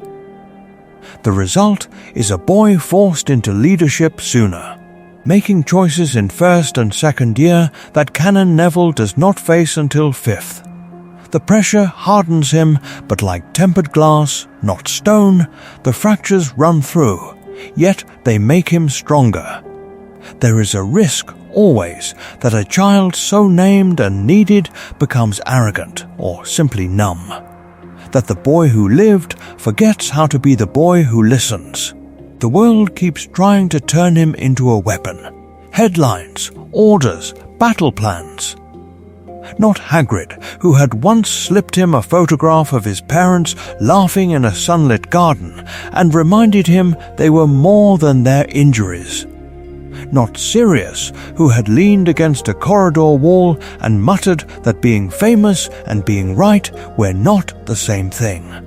Not Hermione, who challenges his assumptions, or Luna, who believes in his gentleness as much as his destiny. Or Harry, who in this universe carries no prophecy but recognizes the weight of one. They are his anchors. They remember the boy beneath the title, and in doing so, they help him remember himself. Pattern interrupt. Imagine him failing. Imagine a battle where Neville freezes, where someone else saves the day, where the newspapers question the prophecy. In that humiliation, something crucial crystallizes. He understands that being chosen is not a guarantee of being enough. It is only an invitation to choose again, and again in the face of fear. So, would Neville still be Neville? The details differ. The posture is straighter, the spellwork cleaner, the command in his voice honed by necessity rather than discovered in crisis. But the essential axis remains. He feels deeply, and he acts anyway. He is afraid of becoming like the Death Eaters who shattered his family, and so he holds mercy like a shield. When he leads Dumbledore's army, it is not as a general drunk on authority, but as a gardener tending a fragile resistance, coaxing courage from those who have never seen themselves as brave. This is important. The miracle is not that he might have been the chosen one instead of Harry. The miracle is that in any universe, with or without a scar, with or without a crowd chanting his name, Neville Longbottom chooses to be kind in a world that keeps asking him to be a blade. The prophecy speaks of power the Dark Lord knows not. In the end, that power is not a curse or a hidden charm. It is the decision, made again on battlefields and hospital corridors and quiet common rooms, to remain human when it would be easier to become a weapon. And somewhere, years later, when the war is over and the memorial lawn has grown wild around the names, Neville walks alone among the stones. He knows the cost written on each one. He kneels, presses his palm to the earth, and offers the only vow that matters now, that the boy who lived will spend the rest of his life making sure others can simply live. Neville rises from the memorial lawn with dirt on his palm and a weight in his chest, and the question hangs in the air like mist over a grave. Did any of this truly change because it was him and not Harry? The Dark Lord is dead. The castle still stands. Children still board the train. On the grand scale, the story rhymes with the one we know. A prophecy spoken in a dim room. A terrified couple, a marked child, a killing curse that fails. Horcruxes hidden in relics and ruins. Dumbledore's long, ruthless game unfolding over school years that were never as safe as they looked. Voldemort's hubris, his inability to understand love or loyalty, still writes his downfall in letters of fire. This is important. The machinery of fate does not care which boy's name is etched into the prophecy's edge. Not Dumbledore, who had listened to Sibyl's words and understood that the power to vanquish the Dark Lord could have worn either face, ever truly believed the ending would be gentle. Whether the scar sat on Harry's forehead or Neville's, he would still hoard secrets, still place the chosen child at the fulcrum of his plan, still walk the narrow line between guidance and manipulation. The grave was empty of easy answers in both timelines. Yet the texture of the war changes, because the heart, at its center, is different. Harry's arc is a boy starving for family, building one out of friends, godfathers, professors who choose him. His defiance is loud, incandescent, born of a love he had to find for himself. Neville's is quieter, older.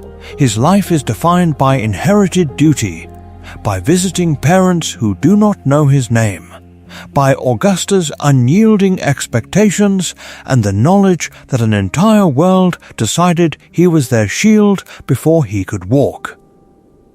So the catharsis shifts. In this timeline, the climactic moment is not only a boy offering himself to die, but a boy who has spent his whole life doing what is expected, finally choosing, with clear eyes, to do what he believes is right. He does not just accept the burden, he reclaims it. The magic of that decision is its own kind of sacrificial charm. Voldemort's choices bend, too. A pure blood child, as the prophesied threat flatters his ideology even as it terrifies him. He hesitates to move openly against certain families. Some Slytherin alliances fray earlier, others harden. The war is slower to ignite, more insidious, threaded through old bloodlines and whispered oaths. Harry, half-blood and unmarked, moves through it as an almost invisible constant, a friend rather than a symbol. And because the symbol is different, the myths are different. Chocolate frog cards bear Neville's rounder face, the shy, steady gaze that learned to meet cameras without flinching. Children are tucked into bed with stories of the boy who lived, who could barely hold his wand straight at 11, but stood his ground against darkness anyway. In song and whispered legend, bravery is not a lightning bolt. It is a slow, stubborn flowering. When the Dark Lord falls, he falls all the same. But the society that rises has been shaped by a hero whose power was never spectacle. Laws are argued with more attention to those who were forgotten, to St. Mungo's long corridors, to the cost of demanding greatness from the unwilling. The wizarding world looks at its chosen children with a little more hesitation, a little more care, because in this version they knew from the beginning that the boy who lived was also the boy who almost broke. And somewhere beyond the horizon of this ending, another question waits, asking what happens when a world built on prophecies finally dares to imagine a future without them. They knew now that the boy who lived was also the boy who almost broke. This is important, because once you admit that, the prophecy stops sounding like a miracle and starts sounding like a sentence. In both timelines, the words are the same. A child born as the 7th month dies to parents who have defied the Dark Lord 3 times. In one story, the curse carves Harry's forehead. In another, it sears Neville's. But beneath the different scar and the different cradle, the cruelty is identical. An adult war reaches into a nursery and chooses an infant as its battlefield. The grave of childhood itself is dug early. The grave was empty. Not for James and Lily this time, not for Frank and Alice, but for the ordinary life that should have been buried there instead of a destiny. The adults tell themselves there was no choice. Voldemort marked the boy, the prophecy bound them all. Yet watch how they behave once the marking is done. Dumbledore listens to Sybil's halting voice and begins to build a plan around a baby who cannot speak. Years later, he will stand in his office and tell that boy, Harry in one world, Neville in another, that it is our choices that show what we truly are. The words are gentle. The architecture beneath them is not. How free is a choice when every corridor has been quietly walled off, when every charm, every secret, every withheld truth has been arranged to funnel a child toward one terrible hallway. Not Dumbledore, who had sworn never again to trust himself with power. Not Hagrid, who had carried a screaming infant from ruins or from St. Mungo's and placed him in someone else's arms. Not Sirius, who had raged in one universe and died in another, ever quite looks at the boy and says, "You may refuse us. You may walk away." The wizarding world kneels before its savior, but it does not ask whether the savior consents to be an altar. And yet there is a line even prophecy cannot cross. In both histories, the most radical magic is not a killing curse or a sacrificial charm.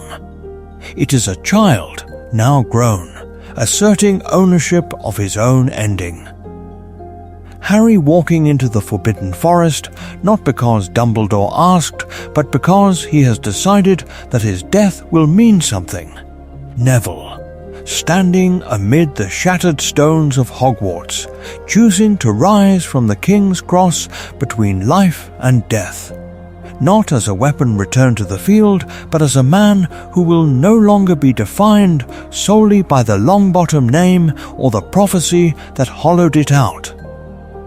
This is important, because it points to a quieter definition of survival. The real boy who lived is not merely the one whose heart keeps beating after green light. He is the one who, in the years when no prophecy speaks his name, learns to plant something other than fear in the soil of his life. Neville with his greenhouse and his students.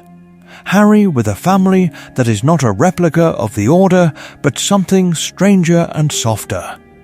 To live is to insist that the story does not end at the grave, or at the battlefield, or at the last page of a war.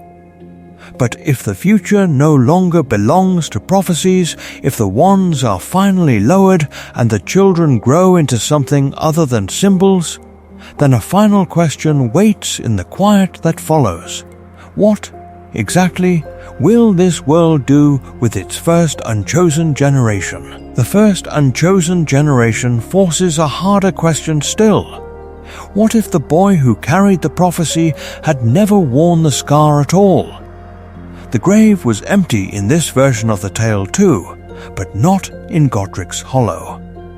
In this story, it is the Longbottom's house that burns, the nursery in which a baby screams, the crib in which a Dark Lord points his wand and writes a name into history. This is important, because the moment Voldemort turns left instead of right, the world discovers that its idea of a hero was always, at best, a partial truth. Neville does not look like the legend they were waiting for. He stammers, he drops things, he flushes when Professor McGonagall says his name. Yet he keeps standing back up. Again in first year, when the trio tries to leave the common room. Again in the chamber year, when whispers of a monster make everyone flinch, and he still volunteers for patrols. Again in the year of the tournament, when he studies curses until his hands shake. The magic is not in spectacle, but in repetition. Quiet, stubborn repetition. Canon had already hidden this possibility in plain sight. The prophecy named a child born as the 7th month dies to parents who had defied Voldemort 3 times. That description fit 2 boys. Rowling herself confirmed that Neville could have been the chosen one if Voldemort had marked him instead. The what-if feels less like invention and more like exhumation, as though we are brushing soil from a second inscription on the same stone and realizing the grave was always mislabeled. In that light, Harry becomes something he has never been allowed to be: background. Not diminished, only repositioned. We see him in the crowd at Neville's first Quidditch match, shouting himself hoarse for goals he will never score. We see him in Dumbledore's army, not as the founder, but as the boy who stays late to practice shields so that the chosen one will not fall in the next corridor duel. Not Dumbledore, who had orchestrated a childhood of tests. Not Hagrid, who had burst through doors with destiny in his hands. Not Sirius, who had dreamed of godfatherly glory. Harry, instead, as the friend who fights without expecting his name in the ballad. This is important because it restores complexity to both of them. Harry remains the archetypal hero, impulsive, incandescent, the one who runs toward the grave when others hesitate. Neville becomes the mirror, the boy who could have been, and in leading the resistance at Hogwarts, in decapitating Nagini when all seems lost, in visiting his parents who no longer know his name, the boy who in many ways already was. To sit with this what-if is to sit with discomfort and awe. How much of a life hangs on one man's choice in a dark corridor in 1981, on the direction a wand turns, on which crib a monster approaches first? And if so much can pivot on that single step, what other quiet heroes are we misreading even now as mere bystanders in someone else's story? Because once you see it, you cannot unsee it. The scar is still lightning-shaped. It still burns. It simply sits on a different brow. We have walked from that altered Halloween night when Voldemort climbed the hill to the Longbottom home instead of Godric's Hollow, through a world quietly tilted off its axis. We watched Augusta standing in the doorway where James once stood, wand steady, back unbent, as green light shattered the air and left a cradle and a crib and a prophecy fulfilled in a different nursery. This is important. The grave was empty in Godric's Hollow, not because of a charm or a replica body, but because no one died there at all. The axis of grief moved to St. Mungo's, to a ward of broken minds, and a boy who would grow up visiting parents who were alive and unreachable. From there, each school year became a familiar melody played in a different key. The troll in the dungeon, the midnight duel, the mirror of Erised, all still happened. But the camera followed Neville now, the boy who walked into Hogwarts already famous, already carrying the weight Harry once bore. Not Dumbledore, who had listened to the prophecy, had ever truly known which child would matter more to history. The magic chose when Voldemort chose. And so the Philosopher's Stone was guarded by the same traps, but it was Neville who stepped through fire with Hermione at his side, while Harry hovered at the margins, that quiet boy in Gryffindor who cheered from the stands instead of standing in the final chamber. We watched the Chamber of Secrets open, and the image shifted again.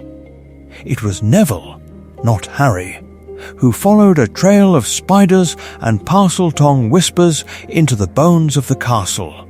The sword in his hand felt heavier, the basilisk larger, the grave of the girl on the bathroom floor more immediate, because this Neville carried not only fear of failure, but the constant comparison to parents who had defied Voldemort 3 times and paid a living price.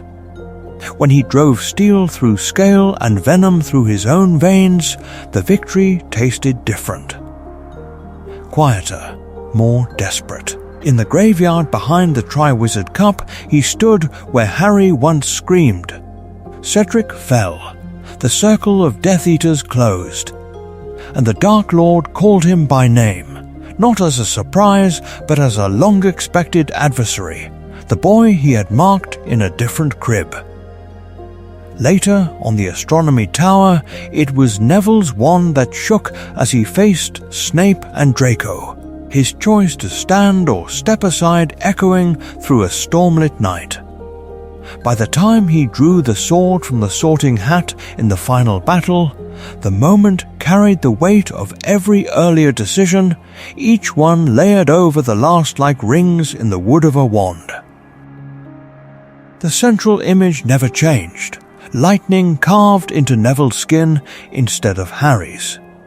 Yet that single alteration reframed every friendship, betrayal, and victory we thought we knew. Ron became the strategist who anchored the Chosen One, rather than the sidekick of a boy who never asked for fame.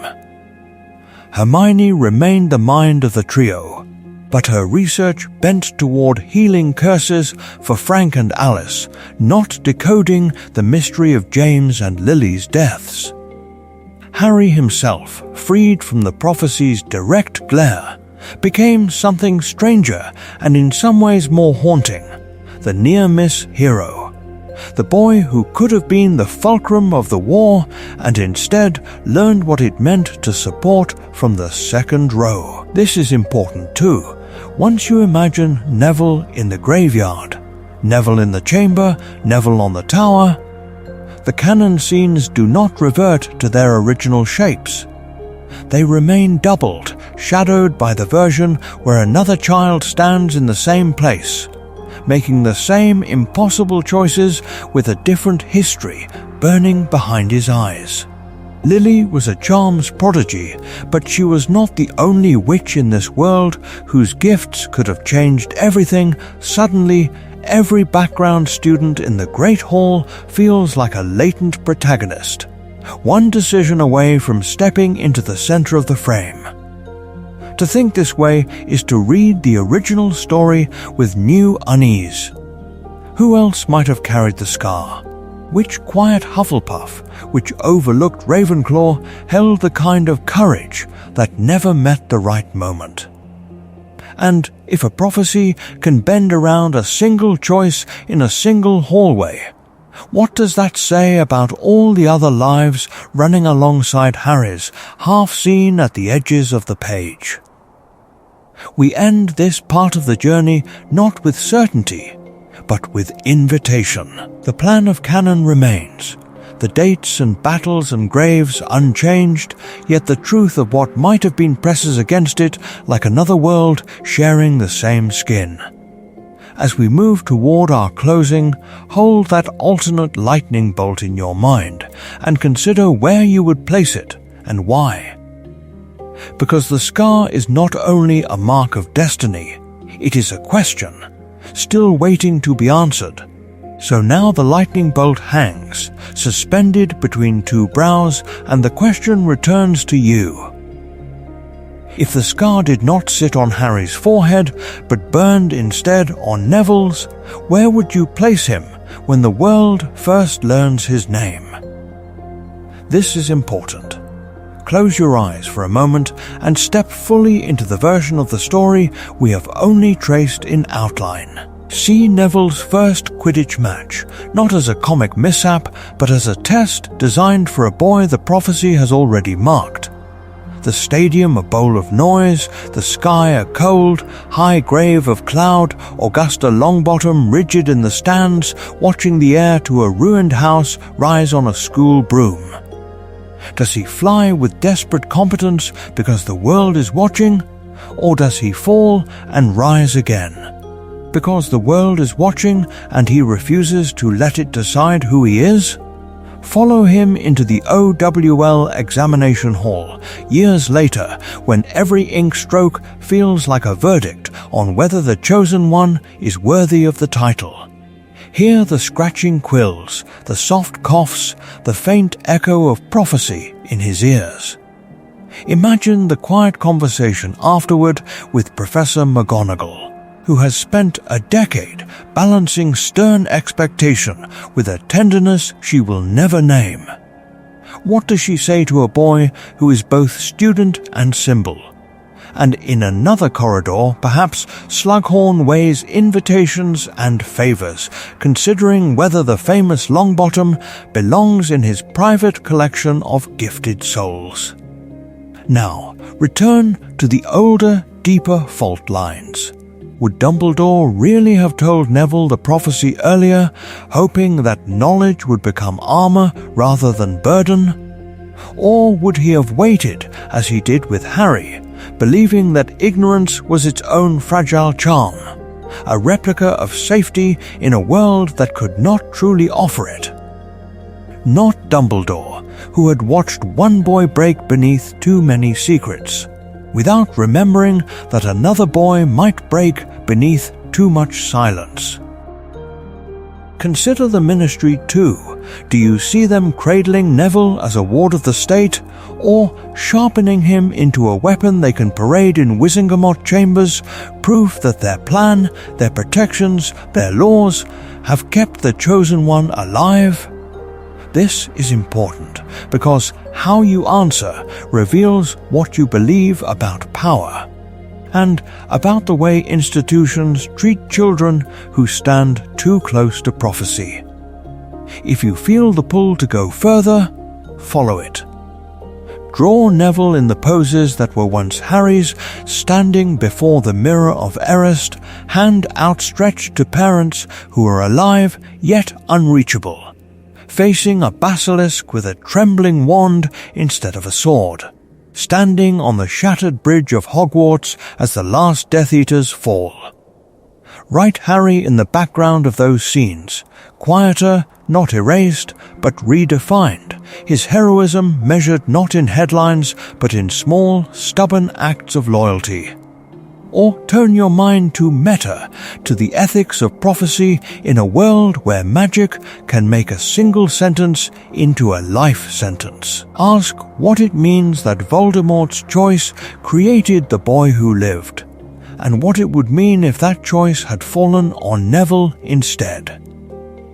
The grave was empty in our earlier tale because Lily was a charms prodigy bending forbidden magic to save a son.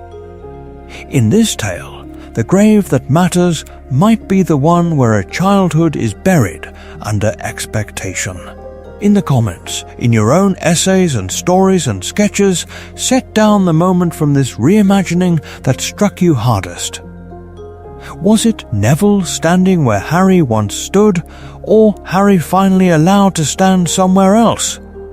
Tell us how that single shifted scene altered your sense of who each boy is, and who each boy could have been. If you want more of these deep fractures in canon, more explorations that treat the wizarding world not as a fixed script, but as a living tapestry of possibilities, make your choice visible. Like the video, subscribe to the channel, ring the bell so you are there when the next What If opens. The story is not finished. It never was. The story is not finished. It never was. Because in the end, this was never only about Neville Longbottom or Harry Potter. It was about a corridor, a turning, a single decision in a dark house in 1981. Voldemort walks toward a prophecy he only half understands. He could go left. He could go right. He chooses the child in Godric's Hollow instead of the child in the Longbottom nursery, and from that moment, the world arranges itself around a scar. This is important. The grave was empty in one sense because the future that might have been buried there never truly died. The same prophecy, the same month of birth, the same parents who had defied him 3 times. The raw material of destiny was identical, only the Dark Lord's direction changed. One step, one wand movement, one interpretation. And from that almost invisible divergence, 2 boys grew into 2 entirely different legends, each carrying a weight the other might have borne. In this telling, we followed the path where the wand swung toward Neville, where Augusta's house became the axis of resistance, where herbology turned into a language of war, where a quiet boy's loyalty hardened into strategy. But somewhere, just out of frame, there is still a different Hogwarts, a different Great Hall, a different graveyard. Somewhere, Harry is the one in the back row, watching someone else stand in the light. So the question lingers, who are the Nevilles in your own life? The ones the camera does not follow, whose courage does not have a theme song, whose names are not carved in marble but who still stand and stand again when it would be simpler to sit. Not Dumbledore, who had a phoenix and an office and a legend. Not Hagrid, who had keys and creatures and stories. Not Sirius, who had a motorbike and a wanted poster. The others. The friend who stayed. The parent who endured. The child who kept going when no one was watching. Lily was a charms prodigy, but the deeper magic here is not a spell. It is the terrifying power of almost. Of the paths that nearly happened. Of the replicas of history that exist only in imagination, yet tell us uncomfortable truths about the choices that did. On this channel, that is the work, to walk those unchosen roads. To ask, what if the prophecy had been misheard? What if another wand had been raised? What if a different child had been marked? If you want more of these hidden corridors in the story, say so. Tell the tale you want opened next. Should we follow a world where Snape never heard the prophecy? Where Draco could not raise his wand on the tower? Where Regulus Black lived long enough to explain the locket in his own voice? Leave your what if in the comments and let the next fracture begin there. And as we close, return once more to that first night. A dark nursery, a sleeping child, a wand shadow stretching across a small face. In one universe it tilts toward Godric's Hollow, in another it turns toward a crib beneath a portrait of Frank and Alice Longbottom. Every legend begins there, in the moment before the choice is made, when the world is still unwritten. The wand has not fallen yet. The story is waiting. Which way will you turn it next?